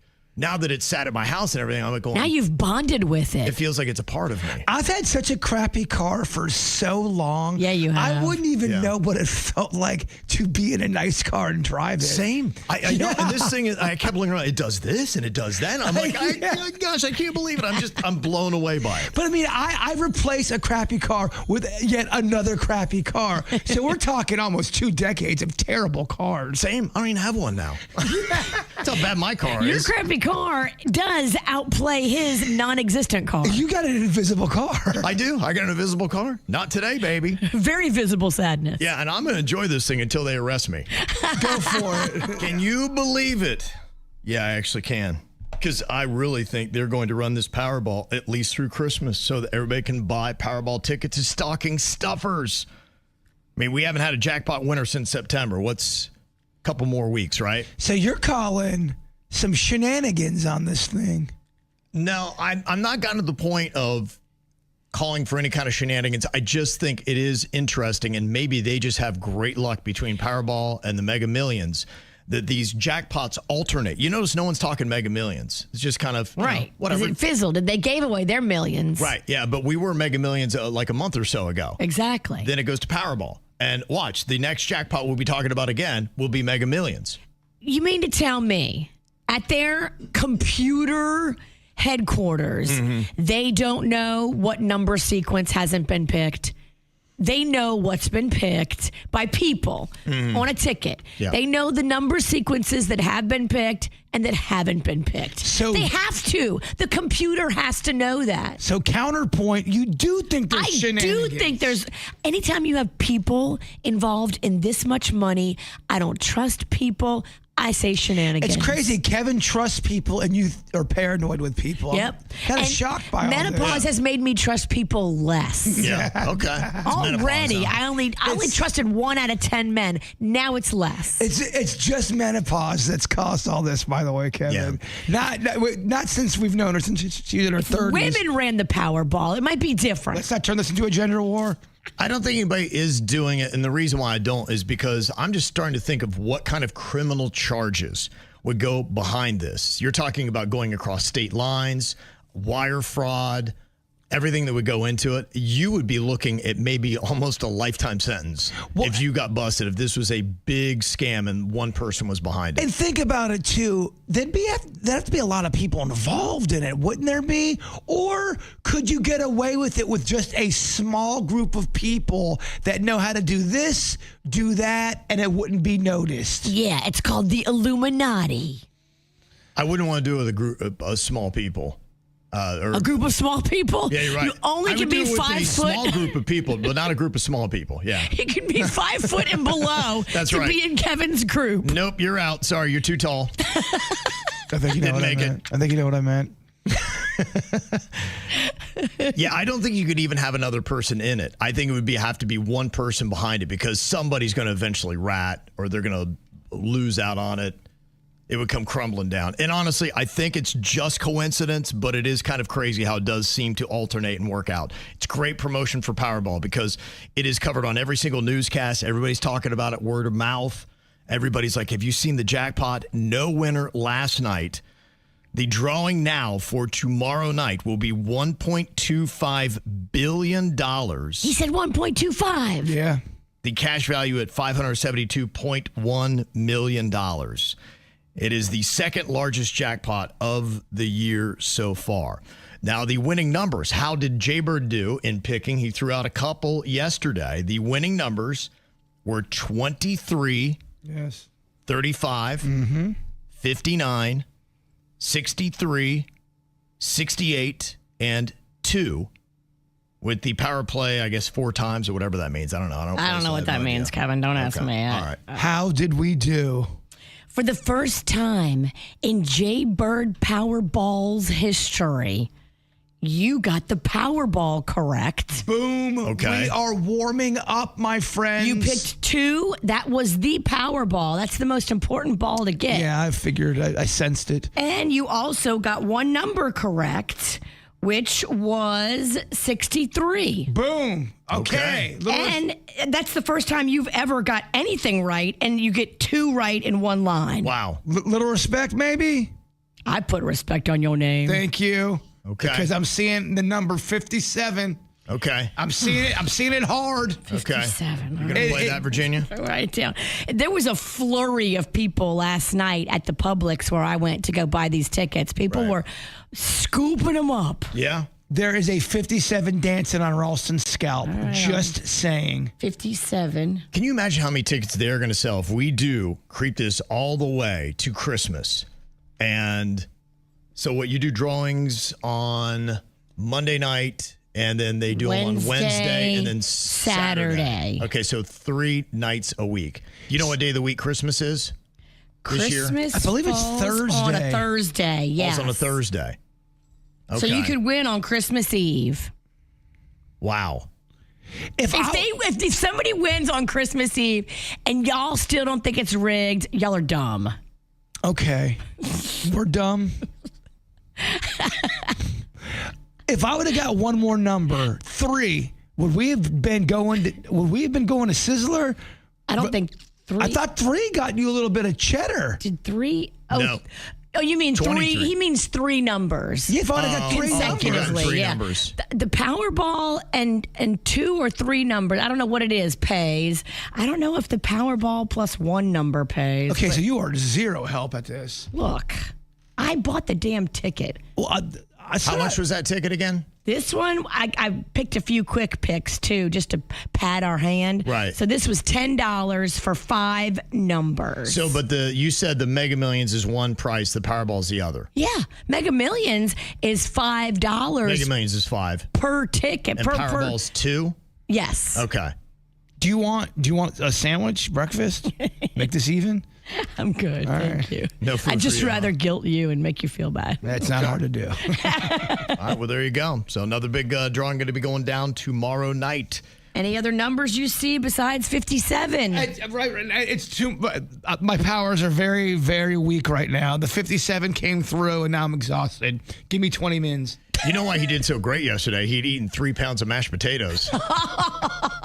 You need to get back out there. I think this is it. And get a bucket of mashed potatoes again. You have to eat a whole bucket of mashed potatoes before every drawing. Well, You're going to put on 30 pounds in December. I can already see a difference in my body since the mashed potato fiasco. Well, we do need a Santa. All right. Well, I'll go back to Whole Foods and spend $30 on potatoes. What if for a birthday, you gave somebody a celebrity appearance? Now, that's kind of stepping up from just giving somebody a birthday message on Cameo. Oh, yeah. It's like a cameo in person. Yes. What would that cost? It's a great question. Now, obviously, like Cameo, it's a sliding scale depending upon who the celebrity is. Yeah, I bought one, Corey Feldman. Yeah. I was going to put it in our KVJ horror movie. And I think it was like $350. It was not cheap. Wow. And at the last minute, he says, sorry, we have to cancel it. You're not getting your video. Yeah. He didn't even want your $350? I was banking on that. He big leagued you? He big leagued me. Corey Feldman sucks, by the way. He set the price. Yo, he sucks. I'm He telling said you. his cameos cost $350. You paid the $350 to get the cameo, and then he didn't do it. In my opinion, I think he rips off his fans. Did he refund In your my $350? opinion, I got the money back, but it screwed me over. I was waiting for it. Damn. And the way they did it was bunk. Attitude. Bunk. I saw this actually happen here in South Florida. I wonder what the cost would be for Bethany Frankel to show up at your birthday party. It was maybe Palm Beach or Boca, and somebody had hired her, and they didn't know that she was going to show up. And so in her video, she's talking about like, okay, I'm going to go surprise somebody for their birthday. I am the gift.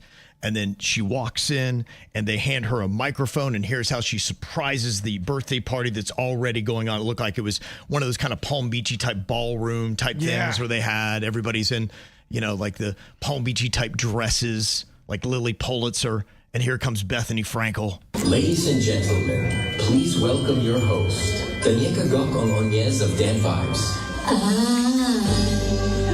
Don't wanna run for Christmas. There is just one thing I need. voice lessons. Wait, that's Bethany Frankel? That's Bethany Frankel. I love how you're shocked that she's below doing something like this. Yeah. This doesn't sound like her. I don't care about the presents underneath the Christmas tree. I just want to hold my own more than you could ever know. Make my wish come true. Oh, my Oh, goodness. and just surrounded by yes women. Just everyone's just feeling it so hard, Virginia. Yeah. They're seem to- feeling it. Yeah. So I don't know what all they got for the party. They got that interesting performance of All I Want for Christmas Is You, and then they got to make a dance video together. This is a little bit better because Bethany's not singing. And so in the video, you can see Bethany's up front and then the birthday girl's right behind her and all of her friends. And, of course, it's big on social media. And it's like, I could see that if you got the kind of money to do that, I don't know how much it would cost. I would imagine it's probably not less than $10,000. I would say she'd probably charge somebody like 30 or 40 to do that. Okay. Sing. I'm just going to be honest. I'm not sure how much more I can take. Yeah. It's rough. And just be happy you didn't pay for that, right? One of my favorite stories ever. And I felt bad for Virginia, but it was still very funny. We got hired to go to this birthday party, and there was a bunch of kids there, and it was time to take pictures. And so the kids are taking pictures, and, they're taking pictures of me and Virginia, and this one girl comes up, and as she comes up, she goes, "Oh, no, I really don't like Virginia. I don't want a picture with her. I just want one with Jason." She wanted me to get out of the picture. She kicked I was in the way. She kicked Virginia out of the picture just so she could have a picture with me, but it was in front of about 40 people. Everybody was like, ooh. That's fantastic. I mean, she straight up cold dissed you. Man. I just kind of slinked away.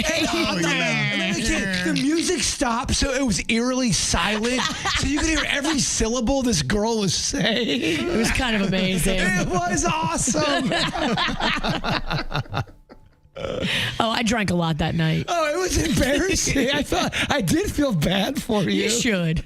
So if you had the ability, what celebrity would you want to drop into your birthday? And then is there anything special you would do with them? Because I think the dance video was kind of cool with Bethany Frankel. We got something for socials. Right now, the cameo in person I would want is 50 Cent. Okay. I'm just telling you right now, he is riding high off this documentary, and I would bring out 50 Cent and then pay him to roast people that I don't like. Okay. That'd be funny. Does he do that? Can he just? If I'm paying the cameo, but does he have that ability? If I'm paying the cameo, I give him the script, and he's petty like me. Oh, okay, so you're writing all the nasty jokes for 50 Cent to say. Yes. Oh, okay. I'm going to tell him what to say about the people I don't like. Because nobody's going to challenge 50 Cent. No. Right. Okay. Interesting thought. What about you, Jbird? I don't know. Celebrities make me feel kind of weird. Maybe like a Mr. Rogers or something. He's dead. He's dead. Zombie Mr. Rogers?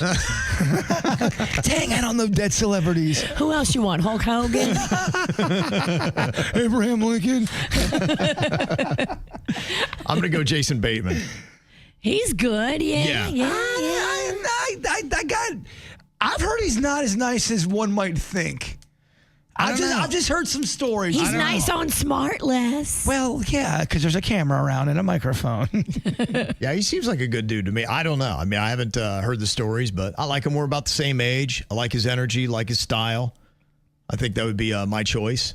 I'm going all in on Jason Bateman. You have any living people that you'd like to hang out with? Yeah, I'm really thinking about who would I really like to. I wouldn't be uncomfortable with. Because sometimes celebrity, I don't know, you just can't really relate. Oh, I know. Rob Schneider. I'm just kidding.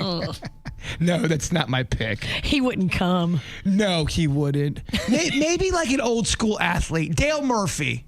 Okay. Dale Murphy. Okay. All right, bringing him in. Yeah. Didn't we get you a cameo one year for your birthday of Dale Murphy? Absolutely. Oh. Yeah. He's a baseball player, if no one knows what I'm talking about. Somebody said I would go Adam Sandler. That'd be a great birthday gift. Totally. I mean, I would want to do Billy Joel, but the whole time I'd be talking to Billy Joel, I would know he does not want to be talking to me right now. Yeah, you've talked about how he's just kind of like got a little bit of a short attention span for people like fawning all over him. It's not even that. I just think he's always done interviews. He's so popular. Even when I met Ben Folds, and it was nothing against Ben Folds, and he's not that major of a celebrity. I met him right before he was going on stage, so you could tell he was preoccupied, and I felt like I was in his way. Because you were. Yeah, and I didn't want to. I really didn't want it. The better way to meet a celebrity is sometimes after their show. Or even the way you met Vanilla Ice was cool. You met him although you did stalk him and run him down in the parking lot. Yes, I did. He had no choice. You let him finish his tacos. I did, yeah. And then you approached. Grabbed him outside. As you were running up to him, he's probably like, oh boy, what is this crap? Yes, I'll sign your chest. Wasn't my chest. Somebody said Snoop Dogg would be mine. That would be cool. And they said, I want to smoke with him. Okay. All right. Snoop would be cool. Willie Nelson or a Dolly Parton would be cool. Amen. Yeah. Mm-hmm. Getting everything from Vince Vaughn to John Cena, Will Ferrell. Some of the suggestions that people would want. Jim Carrey or Dave Chappelle. Yeah, that'd be good. Yeah, all pretty solid. If they're into it. If they're into it. Because you don't want to have your heart broken. Well, that's why they say never meet your heroes, because you meet your hero and you realize they're a human and they may be having a bad day. Like when I met Maroon 5 and they were mean. Yeah. I was so excited to take a picture with them, and I was like, where do you want us to stand? Here or there? Or how do we want to do it? And I'm holding Magnolia because Magnolia was a baby. And Adam looks up and just goes, first time taking a picture. Or like the time that we met the lead singer of Third Eye Blind and you were mean. Remember that? I remember. Third Eye Blind? I was mean to him? Well, you were talking trash. Oh, this guy's had a hit since the 90s. And you're sitting 10 feet away from us? He was in the room with us. Yeah. He was in the dressing room. You were talking so much trash. And she's talking. I see him. I'm like, what is she doing? I wasn't talking about him. I was talking about the security team. It didn't matter. You were going in on the security. Because they were making me stand against the wall like a fire drill. And the guy, the lead singer of Third Eye Blind kind of slumped down. It's like, oh, man, what is this crap? Yeah. I'm so sorry. He got hit with shrapnel. I'm so sorry. That wasn't meant for you. I love it. I was just like, I wasn't mean to him. I wasn't. They haven't been big since the 90s. It's the KVJ Dirt of the Day. It's the KVJ Dirt of the Day. Virginia, take it away, because you know we need that Dirt of the Day. This Dirt of the Day is brought to you by my new closet designers, Closets by Design. Well, Kimora Lee Simmons is clapping back at Russell Simmons. These two are in a full-on public Instagram fight, going back and forth, leaving comments on posts. And I'm telling you, it's some of my favorite reading material if you haven't had a chance to delve in deep. She has accused him of course, being an absent parent. And then after she said that, he came back and said, I gave you $50,000 a month for 20 years. I was your best/only friend. I am a legend who until you stole my stock, I was the godfather to your 3 other kids. I have been fighting for my kids, and I have been fighting for my kids ever since. You threatened that if I sued you, I would never get to speak to my kids again. There are 2 sides to every story. Now, did he stutter as much in his statement? Sorry, it's tiny print. I'm trying to read it. It's tiny print. He did not stutter at all. Okay, thank God. I did. Yeah. So she shot back at him and said, my girls are grown women.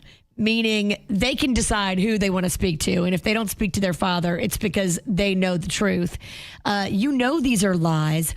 Why are you typing from thousands of miles away in a non-extradition country?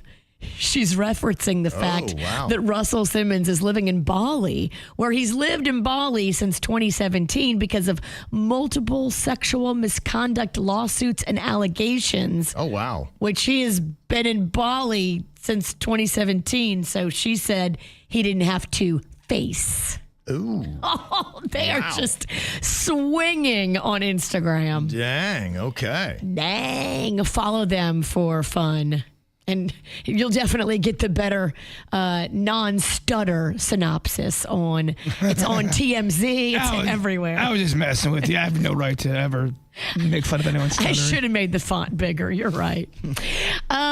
50 Cent is another one that I just would not come for. So, he is riding high right now off the success of his documentary on Diddy. It's on Netflix if you haven't seen it. My daughter was watching it for the first time last night. She's like, oh my gosh, Diddy is a bad person. Yeah, Diddy is a bad person. And 50 Cent just put it out there because he's not scared.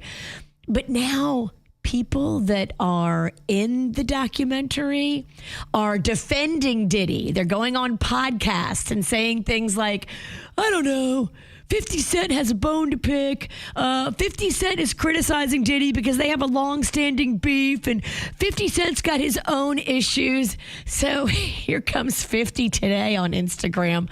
On all of those posts, he's writing to those people that are saying he's got a beef, and he's got a beef that's long-standing, and that's why he's doing this documentary. 50 to them says, I understand Diddy was your hero. Stay down with him. I don't care if you let him play with your butt and then act like you don't remember. Oh. Yeah, it's pretty funny. Pretty good stuff there. I love the clapbacks, and Diddy is not, 50 Cent is not scared of Diddy. No, he's not. He clearly. is not scared one bit. Yeah. Finally, here's some sad news. If you grew up like so many of us watching General Hospital and your mama and her mama watched it, well, sad news. Luke from General Hospital passed away. What a sad way to pass. So he had a planned surgery. He did the planned surgery and I guess had complications after that planned surgery and died as a result of those complications. Heartbreaking. And he was getting in Amsterdam. Yes. Okay. Think of Laura, laugh, don't cry. That's from General Hospital. I know she'd want it that way. Yeah. Hey. My TV was on ABC yesterday, and I looked up, and I was like, oh, my gosh, she is still on the show.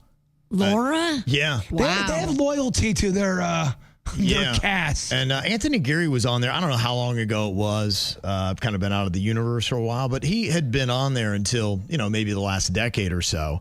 And this is kind of amazing, too, to think about this. When they got married, and this is one of the more monumental moments in soap opera history. In fact, it is the highest rated episode of an American soap opera ever. When Luke and Laura were married on General Hospital, it was watched by an estimated 30 million people. Dang. Can you imagine that? 30 million people tuning into a daytime soap opera for this. For as much as Luke and Laura have consented together in holy wedlock and have witnessed the same before God in this company, by the power vested in me by the authority of the state of New York, I pronounce that they are husband and wife. Wow. How about that, huh?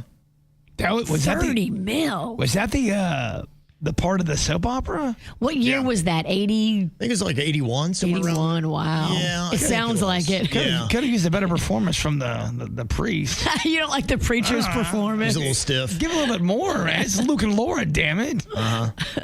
Yeah, I don't know. I guess more details will come out about what exactly this planned surgery was and what the complications were and who is at fault. But it's just heartbreaking that that's how he passed away, from complications from a planned surgery. And that is what's going on in your dirt. It's time for viral audio. They have beautiful hair. They can't hear me because they're listening to Kids Bop. We got weights and fit. There we go. Well, last night with the loss in Pittsburgh, the Miami Dolphins have been officially eliminated from the NFL playoffs. Kind of knew that they had to win that going in. And the Chiefs on Sunday knew that they had to win that game or they were going to be eliminated from the playoffs as well. I guess everybody knew except for Kansas City Chiefs player Chris Jones, who found out in the press conference after the game bless that his they heart. were eliminated from the playoffs. When you left, was it already on your mind that you guys would be out of the playoffs when you came off the field? I think the score was 13-13 or 13-10, so still have a fighting chance. Are we out of the playoffs? Yeah. We are? Okay. Oh, bless his heart. You know, he was focused on balling. That's rough. They lost, Virginia. Was he really focused? I don't know if he was focused. He wasn't focused enough. They lost. Bless his heart. I still think we got a fighting chance. I know you've been eliminated. Oh, we're eliminated? Oh, okay. Sorry about that. All right. Today sounds like a very fun day. If you love chocolate, today is chocolate-covered anything day. And you think about it, you really can cover anything in chocolate. Now, it may not be good, but you really can cover anything in chocolate. How were those potato chips I got you? Oh, my gosh. They never even seen Friday evening. I gave them to you on Friday morning. Oh, my gosh. Yes. They went down. Oh, I had a fat weekend. You had potato chips and then mashed potatoes. I lost a bunch of weight. Idaho thanks you. And I think I honestly gained it all back in 3 days. I mean, I went for it. I had a career weekend. You did go hard in the I paint. had 3 of my greatest games I've had in quite a long time in my Well, you're career. just in love. You're just getting fat and happy. It happens to all of us. No, I can't get. No, I'm not getting fat and in love. I'm not doing that. I can't. All right. No, I want to stay in love. I don't want to get fat. You're in love. You just have man boobs. Okay, take it easy, Lucy. Want to put the football down so you can move it? Why I don't look great naked either. What do you think is America's favorite item to cover in chocolate? What would your guess be? I would say either pretzels or strawberries. It's going to be boring strawberry. It's going to be that. You are both incorrect. What? Yep. Neither one of you is right. Can I have one more guess? Yeah, go ahead.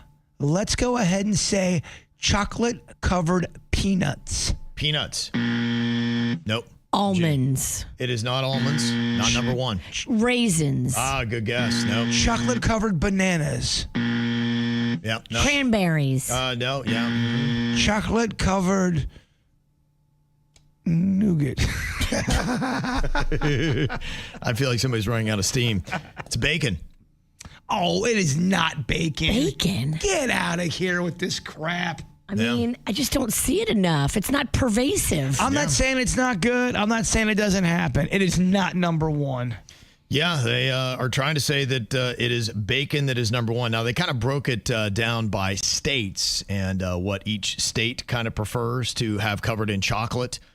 And I was kind of surprised by this because they said for Florida, it is popcorn.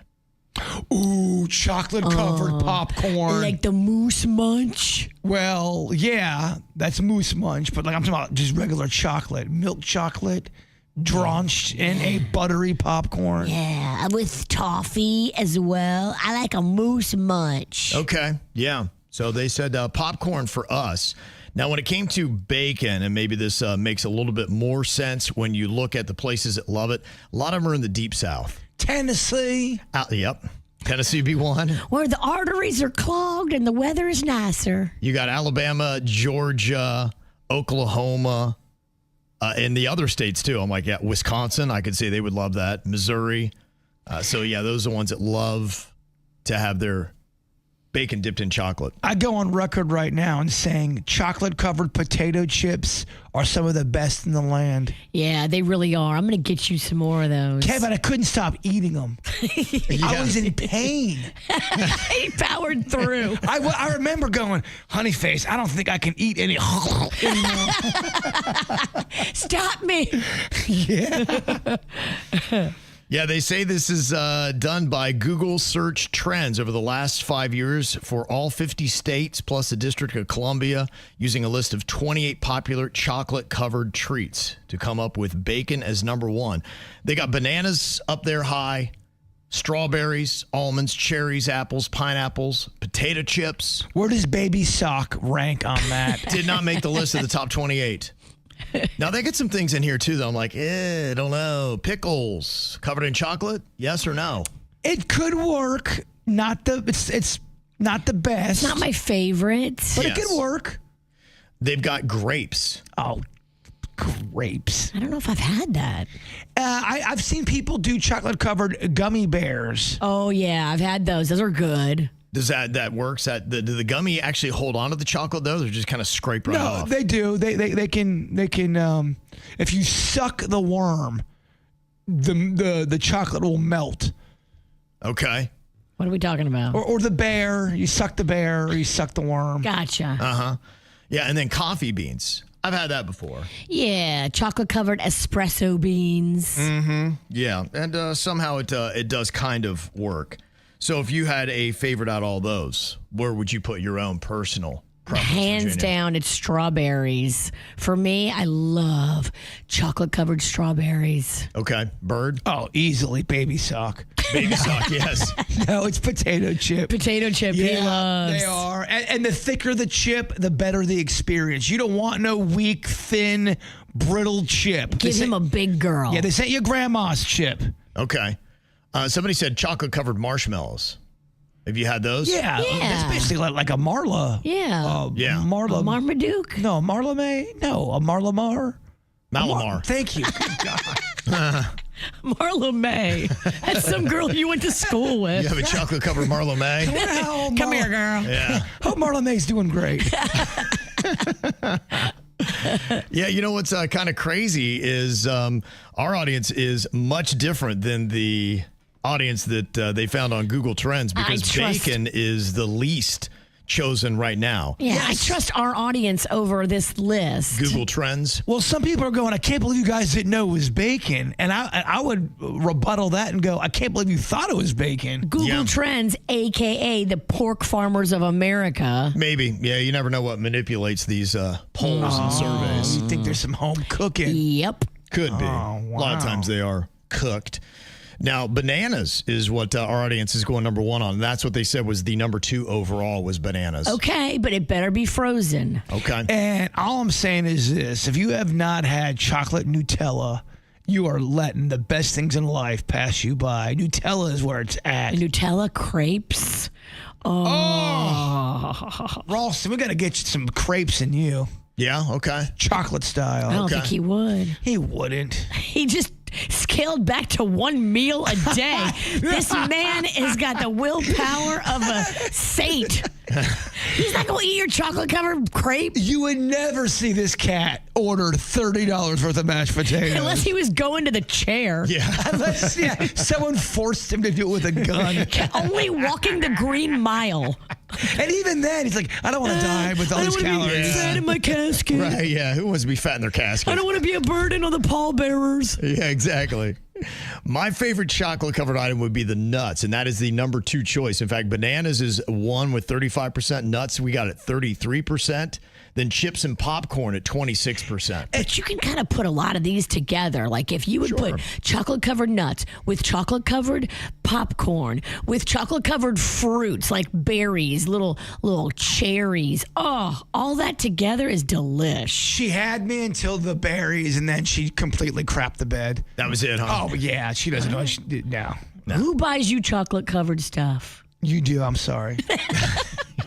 All right. Who is responsible here for this chaos? Is it Jbird or is it producer Denny's baby Lachlan? Who is it that fell on their butt while trying to pick up the soap in the tub? I am going Jbird on that. Virginia, do you agree? I do, sir. Are we correct? Oh, that was Baby Lachlan. Ouch. Oh, my goodness. Terrible way to start. Yeah. I'm on the ground a lot in the shower. I like to sit, enjoy it, then stand up, enjoy that. So you get in the tub and you sit down. Well, it depends on what I'm doing. Sometimes it's the tub, sometimes it's the shower, but always end with a shower. It's easier to reach his glass of wine from down there. Oh, okay. You know nothing about me. It's a bottle. It's a bottle of whiskey. There you go. Wine. Why? When did I become so classy? Well, Honey Face, I think, in the picture now has classed you up a little bit. She likes wine. I know she does. How is he doing? Did it hurt him badly? Was he crying? It wasn't too bad. It was, we just did a big clean in the house where we cleaned everything. Oh, okay. And we were cleaning the tub out. You know how under that little rubber mat gets a little gross? Yes. So we took it outside, hit it with some bleach and stuff. But we were giving him a bath and I forgot we had taken it out. And he's so used to being able to stand in the tub. So he kind of took a spill. I was like, all right, you kind of learned a lesson right there. It gets a little slippery in here. Aww. But luckily didn't hit his head or anything. Good. Okay, well, that is very good news. Just right on the tush. Okay, who was it that took 3 times to draw blood from their arm until they called it quits because not enough blood came out? I'm going to go definitely Bird on that. Yeah, I think I agree with you. I think dust came out, I heard. Dust. That's what you got? It was me. Okay. I mean, I don't want to get into the details. Yeah, that is really rough. I mean, I've done that, with what I do with my hormone replacement therapy is, you give blood and you want to check your levels and all that. And when you have somebody that is really good, it is not a problem at all. When you have somebody that doesn't really know what they're doing, oh my goodness, it is one of the worst experiences in your life. Experience counts. It does. Give me the oldest broad in there, the nurse, the old battle axe that's been doing it for 30 years. That is the chick that I want drawing my blood. I don't know. I had a young woman do it, and I didn't even know she entered me. She's talking to me, and I'm going, it's already in. She's like, yeah, we're almost done. And then I had to get more blood done maybe a week and a half later. I looked like I wrestled Freddy Krueger. There were bruises on both of my arms.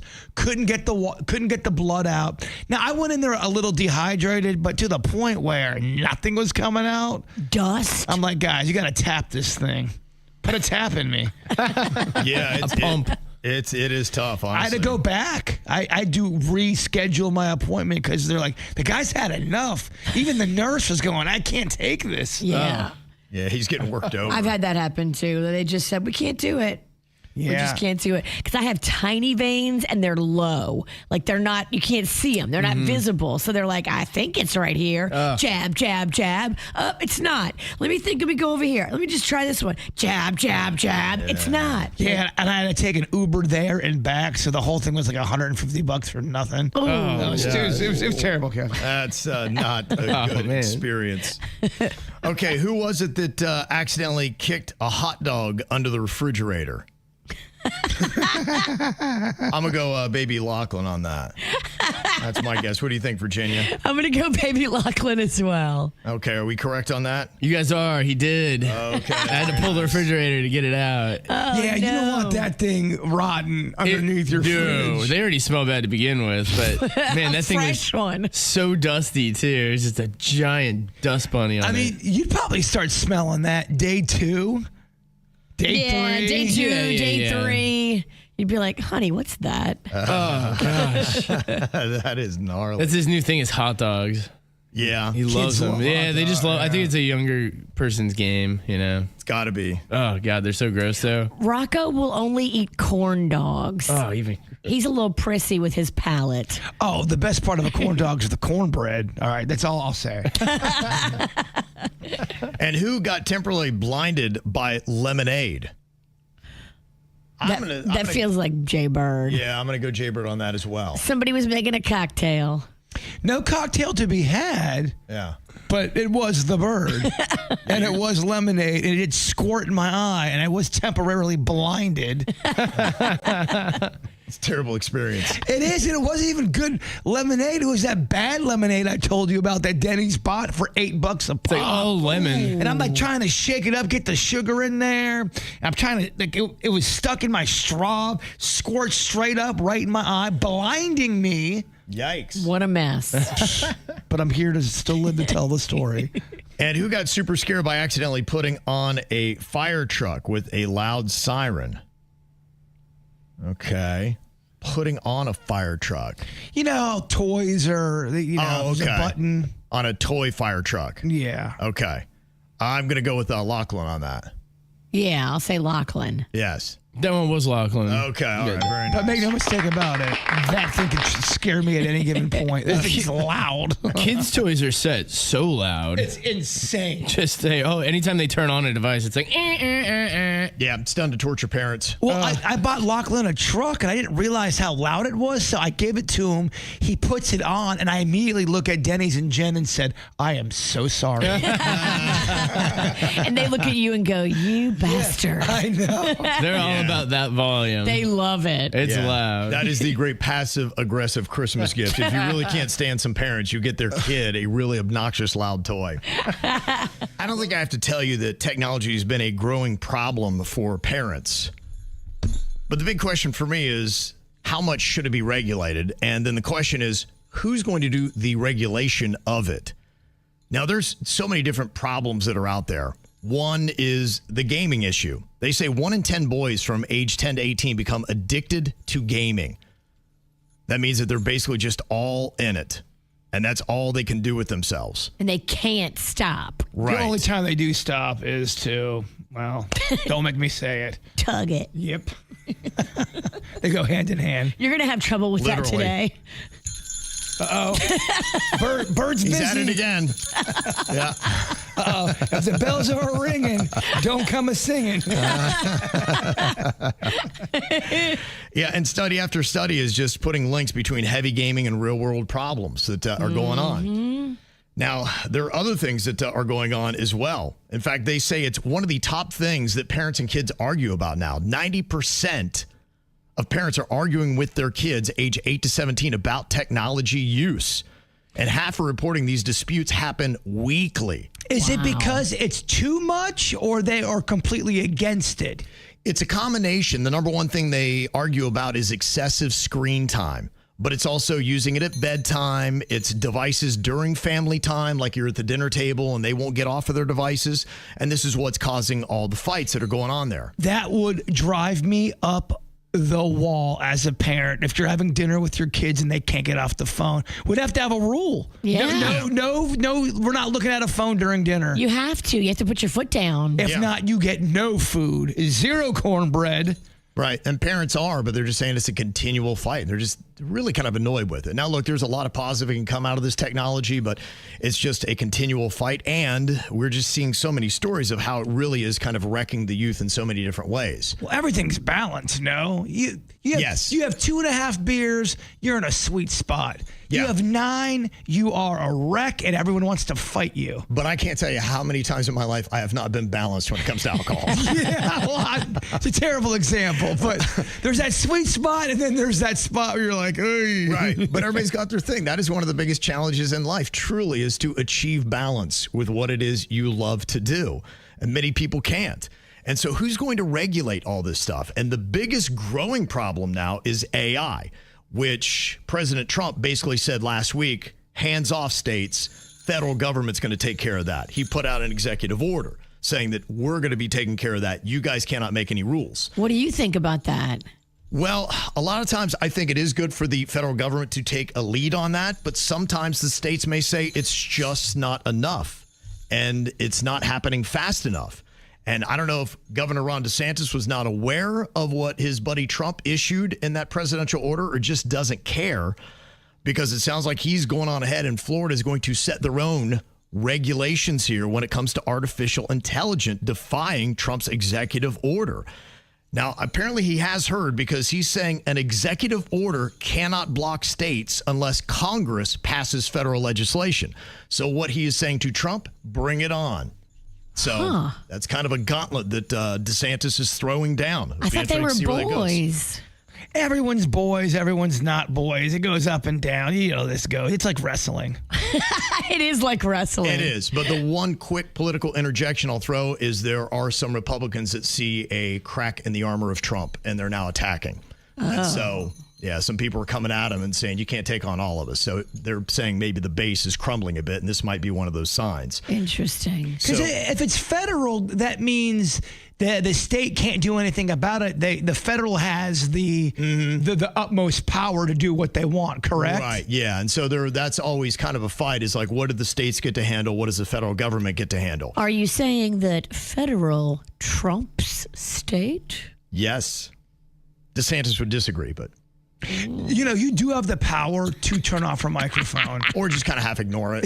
Well, good luck with try that. to move on quickly. I've tried. Or she wants to let it really sit in the air for a long period of time. I said. Yeah. So here's what DeSantis is calling for here in the state of Florida. Some of the regulations that he is looking at include banning AI as the sole decision maker for insurance claim denials, protecting utility customers from higher rates caused by energy-hungry AI data centers, which I know that is a fight that is happening right now in Palm Beach County, and an AI Bill of Rights requiring disclosure when people interact with chatbots. So if you are on anything and communicating with anything that's AI, they have to let you know you are talking to AI. It's not a real person. That would be the rule, because some people will.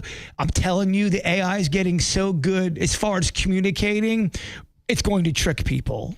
It will trick people in thinking it's really got their best interest at heart. And by people, we mean us. Yeah. Look, I think it's going to get a lot of people. One of the big problems is chatbots acting like licensed therapists. And they brought a couple stories to light, like Megan Garcia, who said her son died by suicide after interacting with a chatbot that posed as a therapist and failed to direct him to human help. Her family is now suing the company. And Mandy Furness said her autistic son attempted suicide after chatbot interactions and now is in treatment. And she also has filed a lawsuit. That is insane. Mm-hmm. And so they're saying something needs to be done, and DeSantis is saying, okay, we got you. Some of the other things it would do would prohibit commercial use of a person's name, image, or likeness without consent, and it would also bar government use of Chinese-developed AI. AI has gotten to the point, Virginia, where they're now making, and we're talking, it's getting to a different level of adult content. Where all of a sudden this woman will come up on screen and say, oh, Virginia, I will give you your deepest desires, whatever you're into. Let's yearn and learn. And you program, you prompt it, and it does what you want. Well, my deepest desires are to get my bills paid and to get a good nap. Can she do that? So you would actually hire the adult robot just to maybe bash men. She'd write a bunch of man zingers. It'd be $19.99 a minute. Yeah. And speaking of men. So despite President Trump's executive order directing federal agencies to challenge or penalize states that regulate AI, Governor DeSantis has said that Florida is going to proceed, warning that unchecked AI commercialization and rapid growth could worsen harms, especially to children. So he says, I'm going to step up. And now for the state of Florida, it's going to be a battle royal between the two. I mean, it all sounds like pretty good suggestions. And either it might push the federal government to act faster, but it also might force Trump to try to go through Congress if DeSantis is right on that. Anything that protects our vulnerable children, I am in favor of, because there are too many sad stories emerging. Doesn't it sound like the beginning of a sci-fi movie, though? The robots versus the humans. They're coming for us. They're getting our kids. We're getting there, That's what, I mean, we make fun, but I say it's, I don't know. I think it's happening. It's real. Yep. Why is it the Jbird always has randos just showing up at his front door at different times of day? I think I'm just open to it, Kevin. Is that what it is? He is. He is like a neon sign for weird. I love talking to the good people. I love it. At your front door? It depends on what kind of mood I'm in. Okay. But yeah, I really don't mind. As long as it's not past. When it's dark out, that's when I get a little suspect. Gotcha. Okay, so come by in the day and see Jbird. Somebody knocked on my door yesterday, and I instantly got mad. I'm like, who the hell would have the audacity? Well, I'm out in my lawn a lot. I'm doing some lawn stuff right now, so I'm very visible. I'm in, I'm out, I'm by my mailbox, I'm by the front door, so it's easy to approach me. Prime for the sniper. Oh, prime for the stalker. Bring it on. Now, were these two randos that showed up, or did they pop by during the day, or was this after dark? It was during the day. They were two different incidences, and they were two different KVJ Nationers. And do you want me to tell you what it was? Or I wrote down ideas of what it could be. Yeah, tell us. I tried trying to do a game. I don't think Kevin liked the game. Just tell us. Okay. Kevin's tired of our games. He's like, just get to the point, you two. People wanted to. There was two ladies that came by to see if that cat I had is their cat. Oh, and the cat that's been catting around your pad. I've got a cat that will not leave, and it really is kind of, I guess, in a way, I've taken ownership because it will not leave. It is the thing that will not leave. The cat chose him. The cat did chose me. People were even texting me that to go, Bird, the cat chose you. Yeah.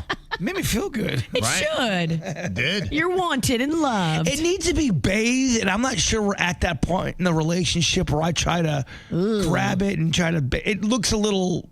It looks a little trashy. It feels like a tougher job than what I think you should be trying to get into. If you're going to try to bathe a possible feral cat, you have to do video. Well, yeah.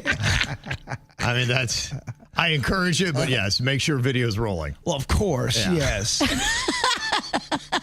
And that's it. Sometimes it's in a mood where it likes to kind of cat around and crawl to you. Then there's other times it gets a little weirded out. So it's a little skittish. You better be careful, too, because if it's really a true cat of the streets, it can have fleas. Cat scratch fever. Yeah. And fleas. My oldest sister had cat scratch fever back in the day. You want to mess with that. No, I don't think I want it. It looks like an everlasting gobstopper growing on your chest or your skin. Yikes. Yeah. No, never mind. Sounds terrible. It did sound terrible. Yeah. It wasn't cool. So it's a dirty cat. I do think it's a cat it's got some stories. Did they see the cat when they came over? Because that's what they were wanting to see, to see the cat. Yeah, because it loves to hang out by my Jeep. It loves to hang out by my Knight that I have. That oh, yes. The Knight of Armor. Knight of Armor. Loves the Knight of Armor. Mm-hmm. Because it thinks it's a person. Maybe. That's wild. Yeah, it is. Yeah. So it wasn't their cat? It was not their cat. So this cat still hanging around. Still a mystery. Still a mystery. Let's give it a Christmas bath. That'd be a good name for it. What? Mystery. Oh, yeah. I like that. I was thinking about trash bag because it seems to love trash bags, but that's kind of... not flattering. Not flattering. I like mystery. Trash bag. Here's my cat, trash bag. The cat's like, I wasn't going to scratch you, but now I have to because you named me trash bag. Trash bag. We'll go with mystery. Ooh, I like the Miss. sound of You can call her Missy for short. Miss. No, I don't like that. I like Kevin's idea way better. Yeah. All right, who else stopped by? Although there was two separate women. Two separate cat ladies? Separate yeah. They didn't know each other? They did not know each other. Wow. They heard me talking about it on the air. That's weird. I mean, not they really. were coming to claim the cat. Well, I think they wanted their cat's missing. There's a lot of cats that are missing. It's like the Lost Boys of cats. Remember that movie, the vampire movie? It had all those missing posters of people gone missing. Yes. Well, some would argue that I live in the Lost Boys town for cat missing. Huh. Missing cats. Yeah. You certainly don't live in Grammartown. That's very hurtful. You know I struggle with talking. How dare you? We all know. Let me have my moment. I'm sorry. Now, I'm wondering, did they mention whether they were indoor cats that accidentally got out, or do they typically leave their cats out? Because I think in this era of the roaming coyote, it is not a good era to be having outdoor cats. I gathered that they were indoor cats that like to scamper outside and play but come back in. I know a lot of people that do that. Yeah, it is a thing. People have these cats that love to go outside on adventures, and they're like, all right, good luck, buddy. But the cat always returns. It goes out in the backyard, scares up some game, chases some lizards, steals some baby breath. Some of the best video I've seen on TikTok is this guy put a GoPro on his cat. Okay. And he realized his cat is a straight up bully gangster in the neighborhood. Like, I saw that. Steps to every cat. Yeah. And just comes with his chest out, looking for a fight. And all the other cats are like, "Rah!"